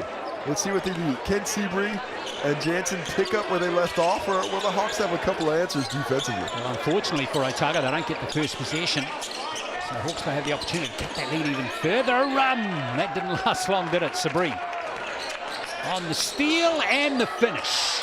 Well, just nice attack. He sees that Campbell Scott does not have the size to defend him or contest him at the rim. He says, well, I'll just get right to it. Then 22 for Seabury. He's up, restored that lead back to 8. Scott. Well, Jansen picks up the foul. How many is that going to be on him? Just his second personal. Freeman and Aitchison on 3 fouls each for Otago. No one on 3 fouls for Hawke's Bay. Hawks were supposed to run that play the first time around, but they didn't kick it into Luka Yates. They ran it twice, haven't been able to get him the ball yet. Swakala Bullet picks up 2 more points. Nice easy play there. Just gets to his spot, little floater game. He's up to 9 in the game now. Way back to 6. Gary Jr. Gary Jr. gets a lot more aggressive in the second half, doesn't he? He will. Just wasn't really looking for a shot at all in the first half, but he's like, okay, here we are. Let me start to impose my will a little bit. Yeah, Hawke's Bay going to have to watch that. Here's Jackson Wall. Here's Scott over to Greeter. Nice. Good finish there from Dan Greeter. Just explosive to the rim. He refuses to be denied, but I'm calling for some more post-ups. Get those touches to Yates down low, especially with Jansen on 2 fouls now. Jansen. Get that fadeaway to full. Greeter with an off-throw rebound. And here comes Greeter. Still his foot to the floor. Not the basket, but he does get the foul, and he's going to the Chemist Warehouse strike for 2. Well, he goes up with that one hand. He sort of just one-hand scoops it. Can be a little bit tough to control that. And he kind of skids it off the backboard, misses the layup, but gets the harm, so off to the Chemist Warehouse strike. That body foul by Jansen picks up foul number 3, and you can see the frustration, but I felt like he turned into it a little bit with the body. Not a ton of contact, but enough there to garner a whistle. And Greeter, the iron unkind from the Chemist Warehouse strike. What's going on? He's 2 from 6. That is not a good percentage shooting the ball, especially for a player as talented offensively as Dan Greeter. The disappointment is emanating off him. So there's the lead back to 5. Jansen staying out there for the meantime. And 3 fouls. Interesting. Early in the third. Of course, Sam Greg and I am going straight to the block against Jansen. Nice read by Campbell Scott to get that steal. And there's Greeter. Taylor made for Dan Greeter. This time he dishes nicely to Swakala Bullock. And there's the timeout. Coach Kelly wants to talk about it. He does not like what he sees on either end right now, I think. Nice read by Campbell Scott, creates that turnover. And then Greeter off to the Jets. Aitchison has to choose. He chooses poorly. It ends up being a Swakala Bullock finish at the cup. 11 points for Swakala Bullock. Couldn't score, didn't even take a shot in the first quarter. And now he's contributing nicely. It just feels like that momentum that we saw in the last minute of that second quarter, Casey's has carried over to the start of this one. Yeah, most definitely. And that's why you finish quarters, because it does just lift that energy. You know, you're in the huddle in between. Suddenly everybody's feeling good about things. And when you can capitalize that on the start of the next quarter, at the start of the second half, even more important. Well, Hawke's Bay Hawks have only led the game once. That was when they opened the scoring with a free throw from Dan Greeter. 1-0. Haven't led since. Feels much tighter now at a 3-point game. 17, remember, midway through that second quarter.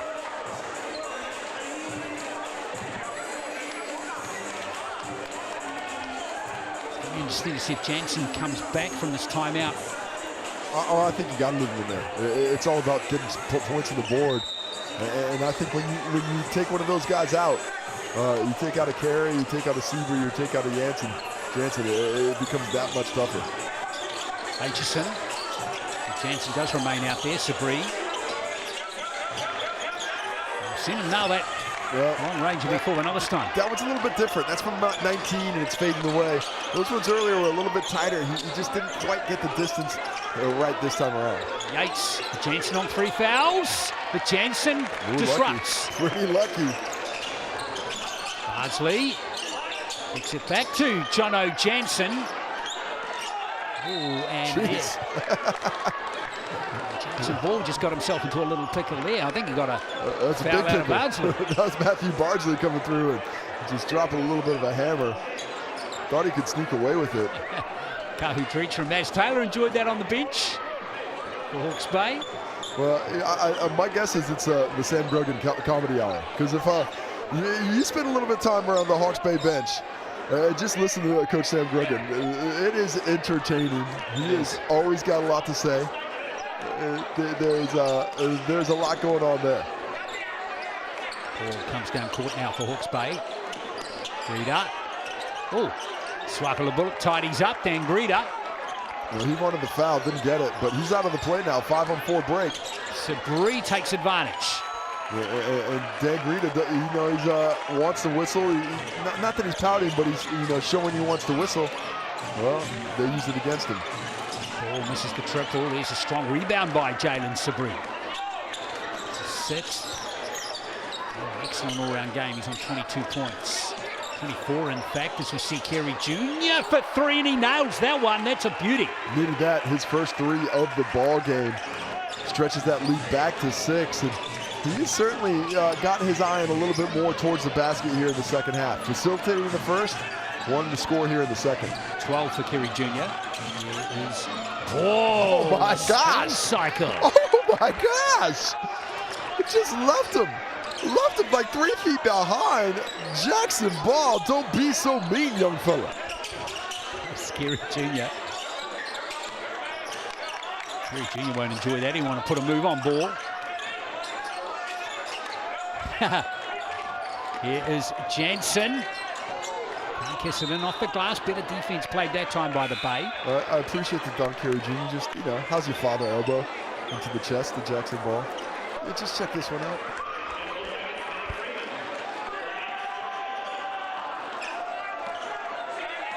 Now Scott. 4 Hawks for the Hawks.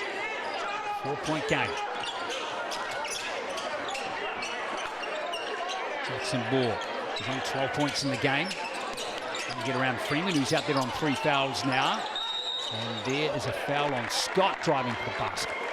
Just a nice recognition by Jackson Ball there. They're just trying to run a simple cross-screen action. Dan greeted for Yates. But all the attention's turned that way. Jackson Ball penetrates middle, creates that driving angle for Campbell Scott. He gets fouled. He's off to the Chemist Warehouse strike. They're just going away from the play because all the defensive attention was there. Nice read, Jackson Ball creating a bucket. Or the opportunity for one from the Chemist Warehouse strike. So Campbell Scott gratefully accepts the first. He's on 5 points. First visit to the Chemist Warehouse strike in this game for him. Just the 3rd Hawke's Bay player to get to the free throw line so far. That lead is back to 2. Here's Freeman.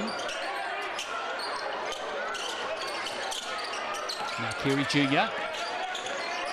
Bardsley on his right there, but not using him. Kerry Jr. Shot clock down to 6. Now Bardsley. Not a noted 3-point shooter, Matt Bardsley. And Yates. And you see why. Yeah, indeed. Matty can get, if he gets an open look, he can knock it down, but you don't want him off the dribble. Here's Ball going baseline. And disappointed he didn't convert there. Halfway down, nice move, right shot. Going to give him half a point? Unfortunately not, but I give him credit for it. Jansen. Kerry Jr. again. Tougher defense played by Hawke's Bay since halftime. Nice job, Campbell Scott, really getting in that passing lane. Here's Jansen. That's tough. Oh, doesn't get the roll off the rim though. Yeah, good defense by Yates there. That's a difficult shot, the 16-foot fadeaway. Scott into Yates.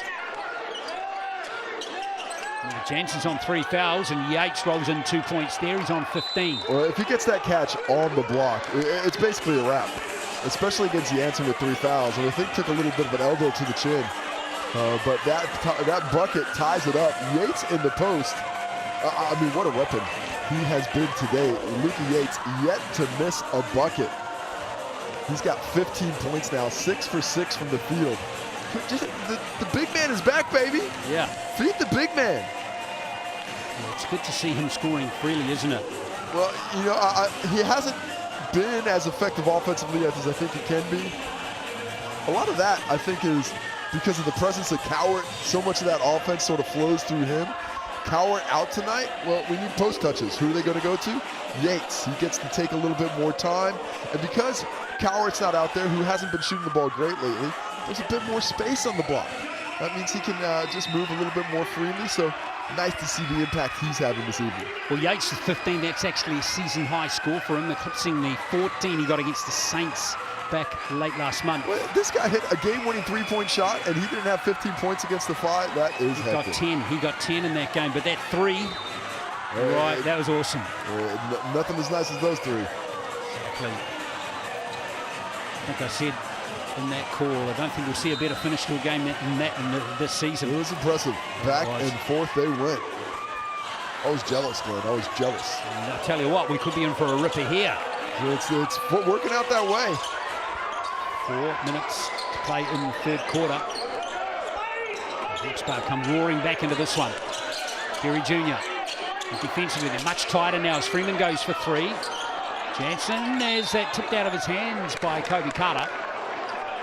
Nice job reading that little switch action. Jackson ball closes out late. Freeman misses it, but offensive rebounds, such an equalizer. And the second time around, both teams have been so much more successful on today's game. Sabri gets it back to Kerry Jr. Shot clock down to 7. That was nice, but Swakalo Bullock, Good defense. meets him at the rim, just times that well. Here goes ball blind past Freeman and laying it in. That is a tough shot. He's done that same move a couple times. The wrong foot finish on the inside hand. That's just difficult to make. 14 points for Jackson Ball as Hawke's Bay hit the lead. No half-court violation that's come off Greeter, but the shot clock is down to 8. And Sabri. Oh my, that's not a call? Crazy. Let's see what Hawke's Bay can do with this one. I don't and know. there's 2 more. Hawke's Bay are starting to really heat up. Yeah, somebody made that one. We missed it on the camera angle. But nice to see the bucket drop in. Hawke's Bay in transition. Sabri late getting back. Trouble now for Otago. Another fast break opportunity.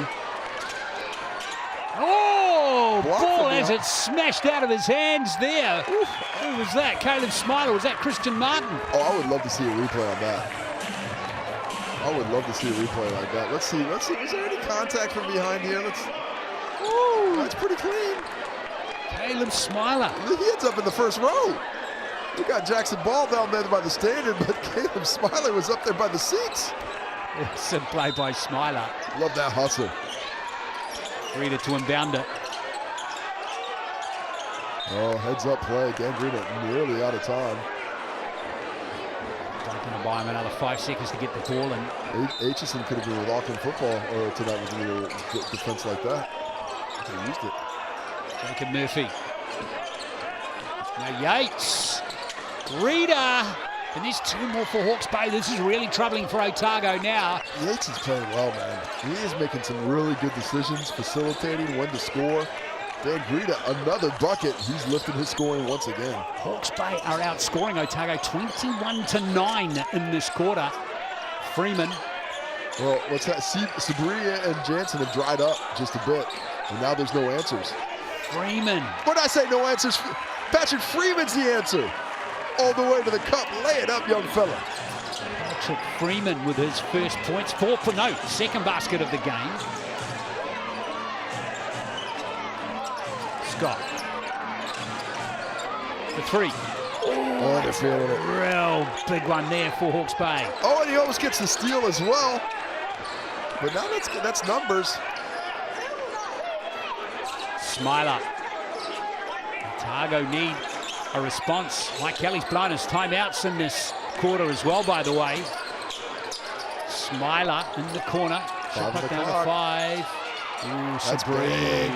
That's big. Jalen Sabri still doing it, up to 25 points now, I do believe. 27 now. 27 on that triple. It's a season high score for him. His previous season high was 24. A little reach and foul there by Smiler. The Otago bench trying to say that's a push-off. It sort of looked like that arm was getting grabbed the whole time.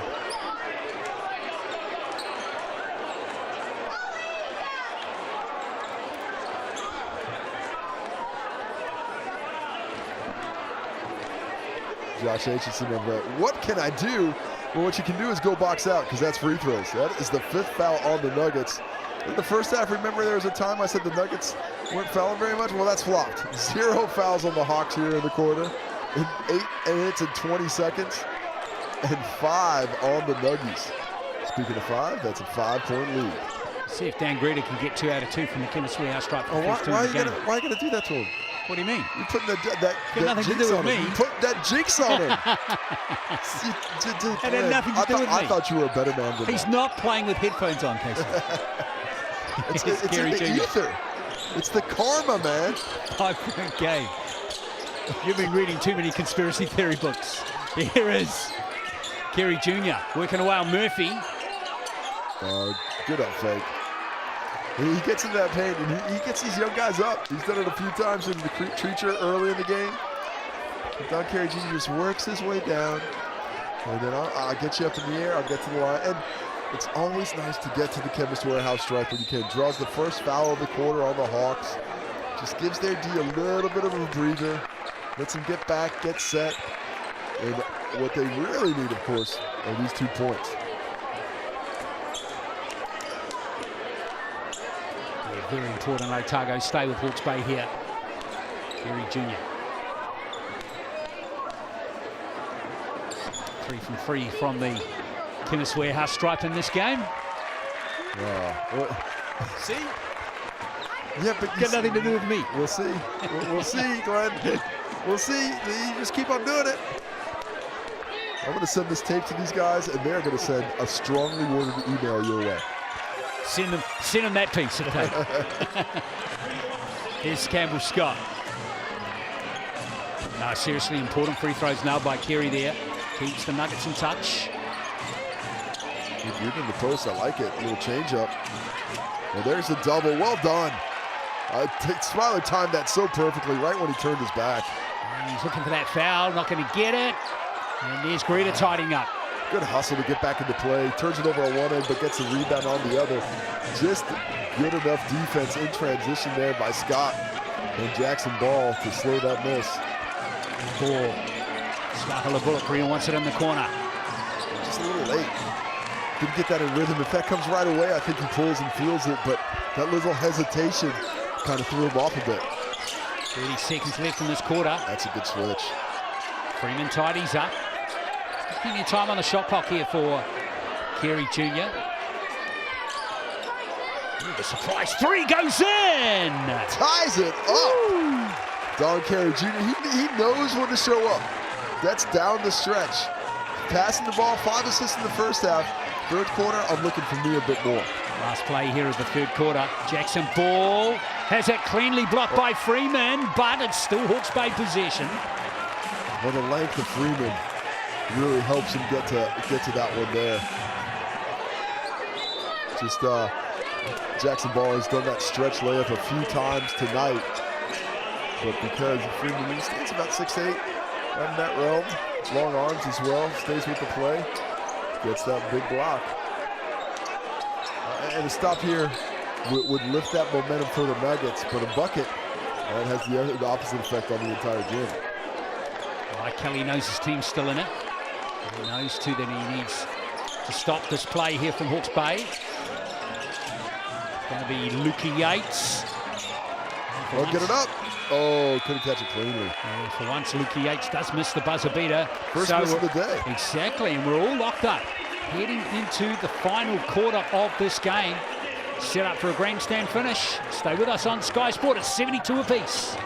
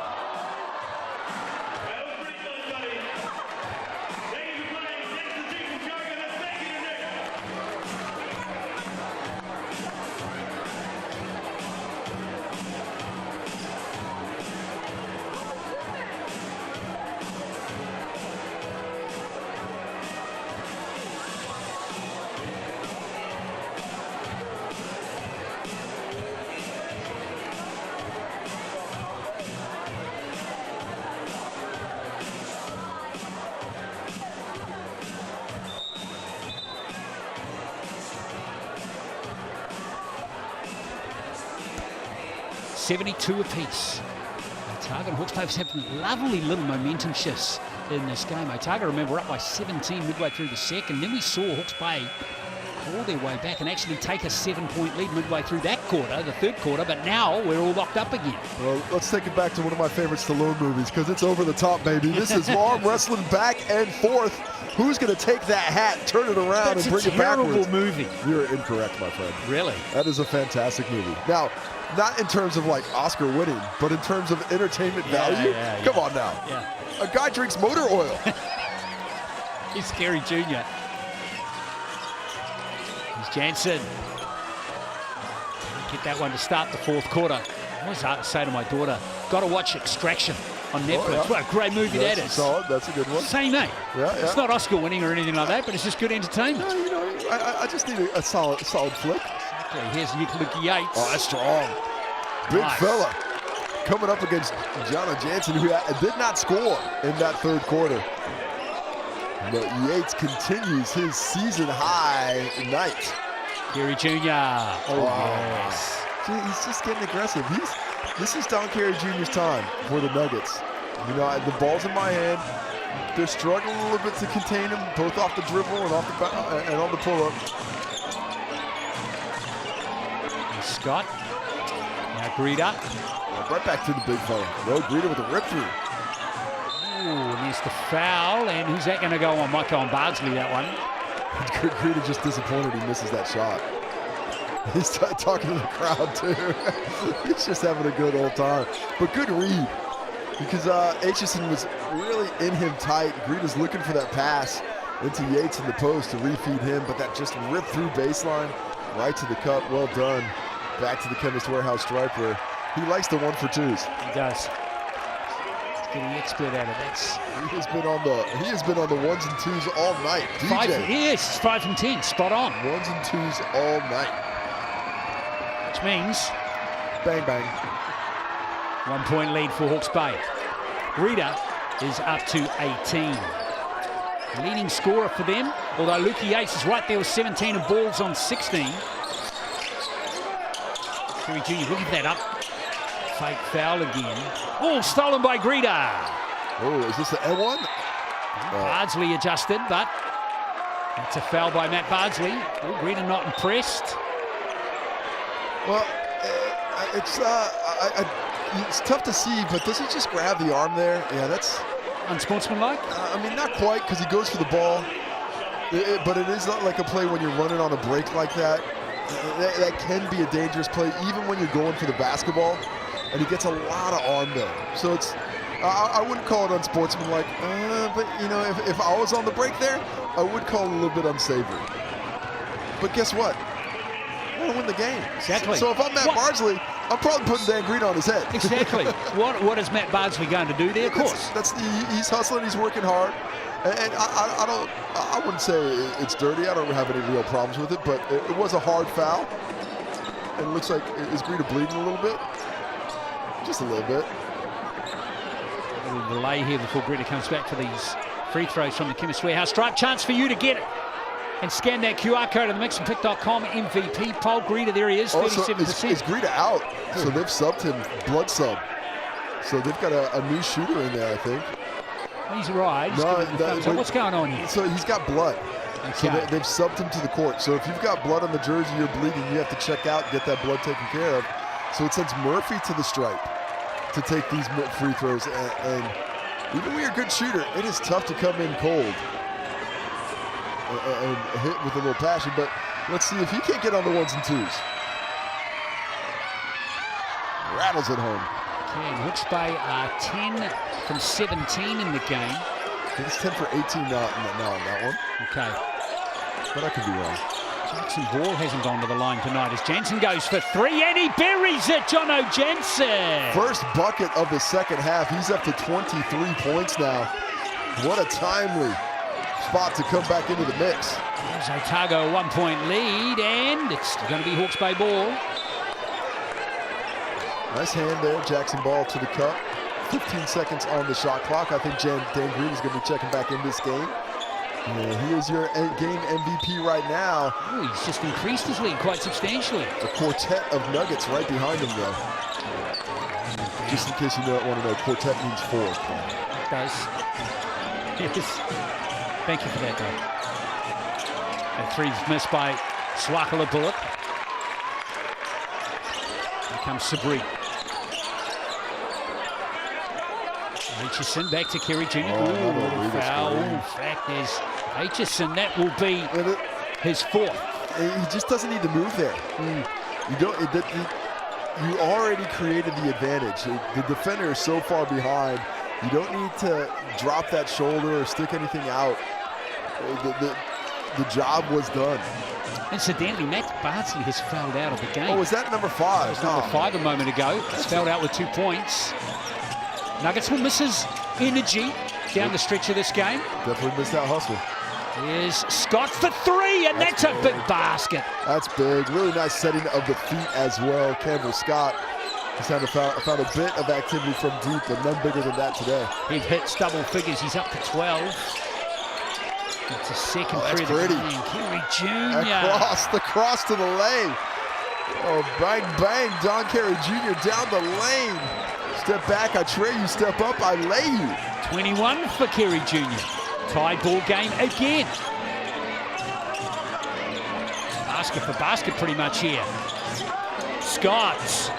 Oh! Back-to-back buckets. Campbell Scott's got that eye in. And he gets hot in a hurry. Get a hand up before it's too late. Kerry Jr. looking to respond. Oh, that was a nice look. Nice pull, but now Green's got the transition opportunity. Oh, go again, Campbell Scott. Touch them all. Not to be. Too deep, that's a bucket. No, it's not, it's a foul. Well, I did not see that being a foul. I'd like to see that again. I thought there was a lot of space on that one. 4th on Jansen. The Bluebirds are in full effect. Partial effect. Mike Kelly getting Jansen. No, he's getting Aitchison out of the game. Bringing Freeman back in. A bit more size. There's still 6:36 to go. It is lift and intensity. And once again, Otago Nuggets, 4 fouls early in the quarter. Yeah, and none to Hawke's Bay. Yeah, it's going to be free throws for the next 6.5 minutes. Rita creeping up here, MVP voting. And now it's a pentet of Nuggets behind them. 5. There you go. It's Freeman. Sabri. Surprised Lukey Yates isn't on that MVP, MixandPick.com. Oh, Sabri. Oh, he's called for steps. Oh. I thought he jump stopped, but he must have shuffled that one a little bit. Sabri's going to get out of the face of the referee there. Yeah, I think he just got a tee. Yeah. But not from the official that he was talking to, which is a bit strange. I don't like that technical. If that is a tee on Sabri, and it wasn't called by the official that he's actually having the conversation with, who made the call, you don't need to wear a cape as an official. Just go ahead and let him take care of it himself. Now, of course, I didn't hear what was said, but Mike Kelly. Well, he's pulling back in because he can't get him. If he gets another tee, that's the ball game. Yeah. And he didn't get a tee for much. Not language accepted. I didn't hear what the language was, obviously, but the official he was speaking to didn't call that. So my guess is it's not that bad. But forget about it. On to the next play. That's exactly what's going to happen now. Yeah, I wonder if Lukey Yates is. He's getting a bit of love now. 11% on the MixandPick.com poll. Let's give you his numbers. 19 points. He's only missed one shot all night, shooting at 87%. He's got a three-pointer again, 8 rebounds, 4 assists. Glenn Larmont, asking he shall receive. You're asking for Yates. Ask for better things, mate. Can you ask for the lotto numbers for me? Just looking for a bit of fairness on the list there. Don't ask me for the lotto numbers. No good there, Casey. That's too bad. Yeah. But good for me because I get to you in the booth. Exactly. I have a feeling you might retire a little earlier. Not really talking a lot about. I think most of us would, right? No, I'll keep doing this. Part-time. Exactly. 5-point game. Hawks up 84-79. Hawks, all 5 scorers in double figures. And nobody more than 19. That's Lukey Yates. Nobody less then 13. That's Wani Swakalo-Bullock. But just 3 points off the bench for them today. It is a heavy load being carried by the starters. Just Kobe Carr more than 10 off the bench. For the Nuggies, 3 players over 20. Sabri, the best of them, were 27.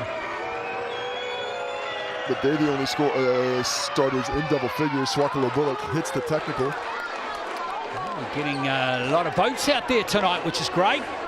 Getting a nice movement in that MVP poll, so keep voting, folks. There you go. Luki Yates just popped up 4%, up to 14. And that free throw converted by Swakalo-Bullock off the technical foul. Yeah, what a big play that was. Instead of either a 2-point game or a 3-point game, it becomes a 6-point game. And now a chance for the Hawks to stretch it out even further. Yates. Good double. Wasn't it? His ball. 5 on the shot clock. Ball. Oh, he got fouled there. He just wanted that whistle, but doesn't get it. Stop, nonetheless, anyway, for Otago. It's Freeman. Gary Jr. back to Patrick Freeman. Shot clock down to 4. Gary's going to have to pick up the long ranger. Swakalo-Bullock tidies up for Hawks Bay. Another stop to the Hawks. Big rebound, a good D. If you're the Nuggets, I don't love a contested 3 late in the shot clock, but if you're the Hawks, you love that effort defensively. Ball. Martin Swakalo-Bullock. And back to the center. Now Scott.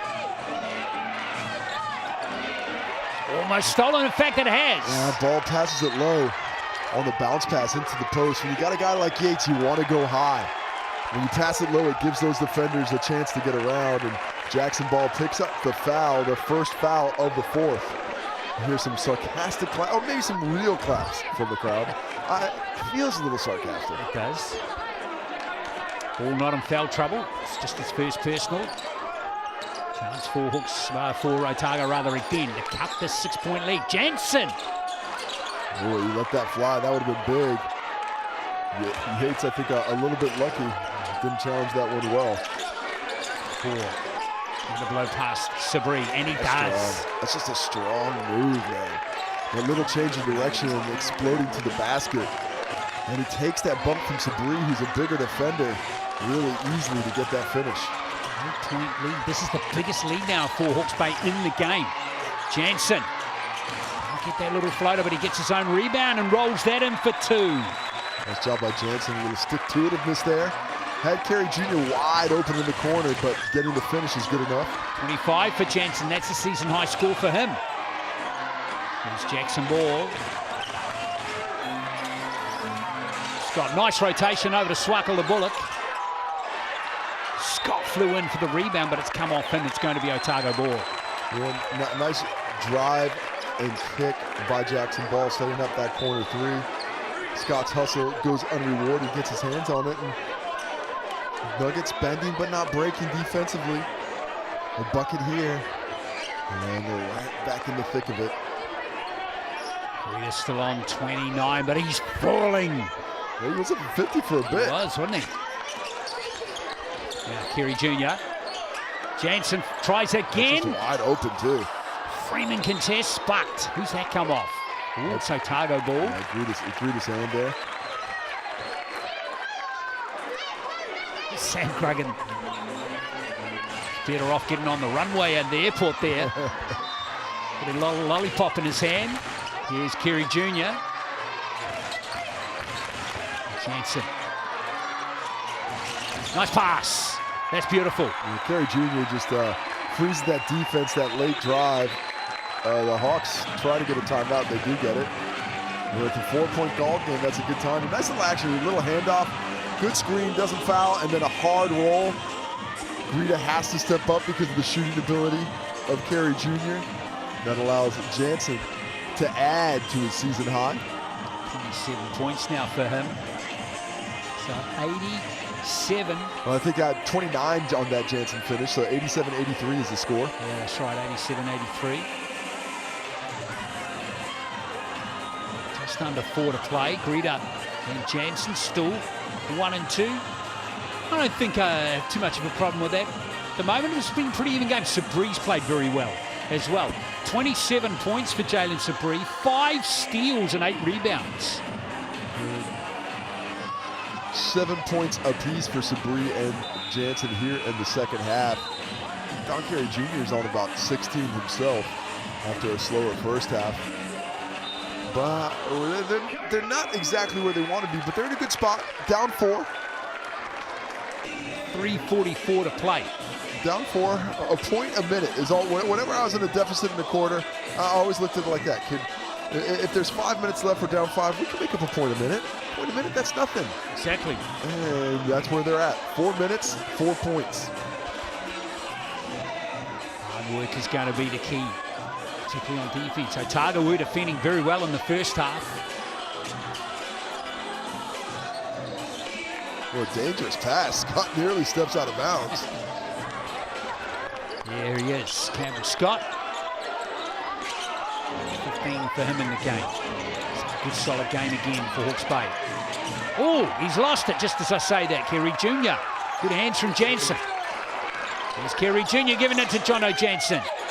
That trademark drive can't nail it this time. Campbell Scott gets a turnover. A fantastic D, sliding the feet, putting his body on the line without fouling. Scott. Looking for a bit more movement off the ball. Back to the post again. Mismatch down low, but they can't get the entry. 5 on the shot clock. Oh, Scott's lost it again. Just left that one behind on the crossover. I don't think there was any fingernail this time from Jansen. Sabri. Oh, that's very sweet there. Wow, I mean, just completely dekes him. A step like that on the rugby pitch would be highlighted forever. You're breaking ankles there, aren't you? There's Scott for 3. He's got another one, Campbell Scott. I think that's an impressive shot there, especially after those last 2 touches. We're just handing the ball over to the opposition. Bounces back with a deep 3. Jansen. Freeman. 10 on the shot clock. Kerry Jr. almost loses it. Here's Jansen again. Nice. Jono Jansen. Well, he's had some success driving against Lukey Yates, and that's because there's no help stepping up. You're asking a lot of Yates to defend from the 3-point line all the way to the bucket without giving him a little bit of rotation. Inside the last 2 minutes, Greeder, the lane opens up, and Greeder. Just a powerful move. Kind of lulled Kerry Jr. to sleep like he was going to go for the handoff. The crossover explosion comes instead. Throws it back into Otago's camp. Need a response here. Jansen again. Campbell Scott has played some really nice defense. That time, Jansen overcomes it for the finish. 3-point game, 1:36 to go. A stop would be huge for the Nuggets here. See if they can achieve it. On the other side, a basket. Big for the Hawks. Going to Yates on the perimeter. 8 seconds on the shot clock. Got to get that ball in somebody else's hands. Yates has got that outside shot. Swaka Bullock. 2 on the shot clock. Oh, stop it. Oh, stop it. Throws it in. Oh, stop it. Breaking the hearts in Dunedin. Wani Swakalo Bullock getting the roll. The off-balance runner drops. Right at the end of the 24 seconds as well. Jansen. Oh, nice whistle. Jansen just kind of footworks his way into that foul. Wani Swakalo Bullock doesn't like it, but when you power that shoulder into a ball handler, the whistle's going to come your way. Just the second foul in the quarter. Hawks still have 2 to give. Yeah, that could be critical in these last 59 seconds. Most definitely. If you see that 3 coming, you can just, foul him. Let's save it for now, though. Kerry Jr. Kerry Jr. looking for space. Gives it to Freeman. Oh, he had to finish that. Here's Jansen's lost it stone cold. Yeah. And Jackson Ball has it. Look out. I would have expected him to run it back because of just that action right there. No foul. Oh, that goes off. That goes off. Does. Great hustle, Yates. Ball wanted the foul, and I understand the aggression, but up 5 with 43 seconds left, pull that out. The shot clock is your friend. Let's see again. And yeah, that's a no foul. I like the no call there. Unfortunately for Sabri, he could not lock down the rebound when he came down with it. And great hustle by Lukey Yates keeps that ball in possession of the Hawks. Otherwise, the Nuggets would have had another little go at it. 5-point game. Of course, that Play resets the shot clock back to 14. Dan Greeter on the mixandpick.com poll, 25%. 10 clear of his next two rivals. Still time for you to vote. Down the stretch of this game, I feel like we've still got some drama coming. A lot of time left, but it all starts with a stop for the Nugs. See if they can do it. Swipe a bullock, and it's Freeman again, that shot clock. Down another second. Indeed. Nice defense by the Nuggets. Remember, they cannot foul, and we're inside 2 minutes, so a foul before the ball inbounds goes to the strike. Greeter, out of ball. Use the clock here, Jackson Ball. Nice pass, no looker. Yates has lost it. Here's Sabri on the fast break. Jalen Sabri. Oh, good foul. Good foul, Campbell Scott, with the body up high. Well, Lukey Yates is sure he got hammered on the other end, but they need to get to the next play. Just before the shot, too. Now the Hawks down to one foul to give. Critically go, that soaked up another 14 seconds, Casey. Bay now, Otago need this basket, they throw it away! Jackson Ball. Was that the game right there? That's the game. Just sneaks out of nowhere, they closes it. Jackson, he's had a couple of great fourth quarters this week. Had a huge one against the Southland Sharks, where he had, I think, 13 points in the fourth quarter to help turn that one around. Tonight, seals it with a steal. 5 points the difference. He hits 2 shots here. It's a 3-possession ball game, which, if you're not the Indiana Pacers, is all but impossible. Yeah, that was extraordinary the other day, wasn't it? Extraordinary every day. Today, what are they doing it all? Well, Hawke's Bay can't question their resilience and courage and fighting back qualities. They were down by 17 points in this game. Tip of the cap to the Nugs as well. Playing well. There's that 7-point ball game. It's 3 possessions now. Nuggets have not a lot of time. No foul there. And Greeter's got it. Well, it's turnover. Scott Greeter, for some reason, handed it back to Campbell Scott. He's just seeing him shake the head.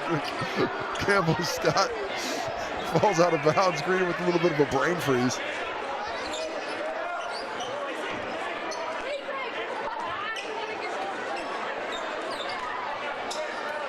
Gutsy Roadwin coming up again here for Hawke's Bay. Southern swing is going to be good for them. That's 2 wins on the road in a week is great for any team in this league. Freeman. Nice defense played by Yates, although foul. Doesn't think it was a foul. It should be immaterial now. Freeman off to the stripe.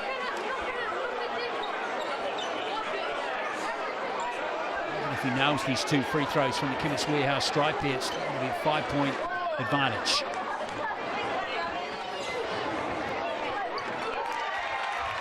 For Hawke's Bay, and they have possession. Well, 2-possession ball game. You had fans there saying, let's miss it, get the rebound. Freeman goes for the make, but he misses anyway. Sparkle a bullet. Well, nice place to trap. Call a BZ play time out there, Smart. perfect. Right, heads up play and heads up commentating. Glenn knew exactly what to do there. Call a timeout in a dangerous spot, bring it up to the court, and we get a chance to tell you about the ticket to the big game. You could have a chance to win them if you scan that QR code. All thanks to BNZ, inspiring the next generation of Kiwi baller. And who knows, if you grab those tickets, that next generation superstar might be sitting next to you. And you could get, well, there's plenty of big games coming up over the rest of the season, of course, starting with that doubleheader tomorrow. So here's Hawke's Bay. Campbell Scott, been an unsung hero for them in this game, hasn't he? 18 points, shooting the ball at 60%. Some critical 3-pointers. He's 4 from 8. Pretty sung with those 3-pointers. I mean, that was a big stretch for them. He hit those shots, and that's when they extended that lead and gave them this little cushion that they have to play with now. There's the foul from Freeman. See him foul out with 5 points.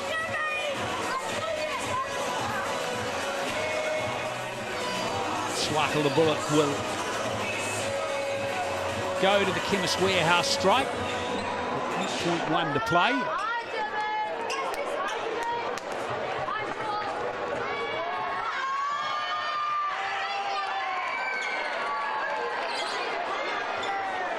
Swackle the Bullet with that free throw up to 17 points. What a performance by this starting group. It was about 21 minutes in total not played by the starters tonight. And they've scored all but 3 points. They grabbed every rebound but 5 of them. Or sorry, two rebounds off the bench, 5 team rebounds out there. You can see a player timeout called by Kerry Jr. Well, just a chance to try and add one more bucket. And a chance for you to see that QR code one more time. You know the deal. Get your ticket to the game, sit courtside, see good hoops, inspire the next generation of PE baller. All thanks to BNZ.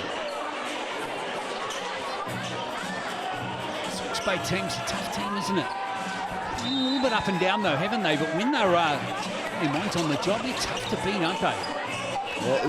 They understand what their roles are on this team, and I think they're all pretty accepting of it. But the other half of that is in that starting group, and with Campbell Scott as the 6th, you've got a bunch of guys who are able to step up when they need it most. Nice job by Jansen to get that basket. He's got not the timeout, Sam Gregan.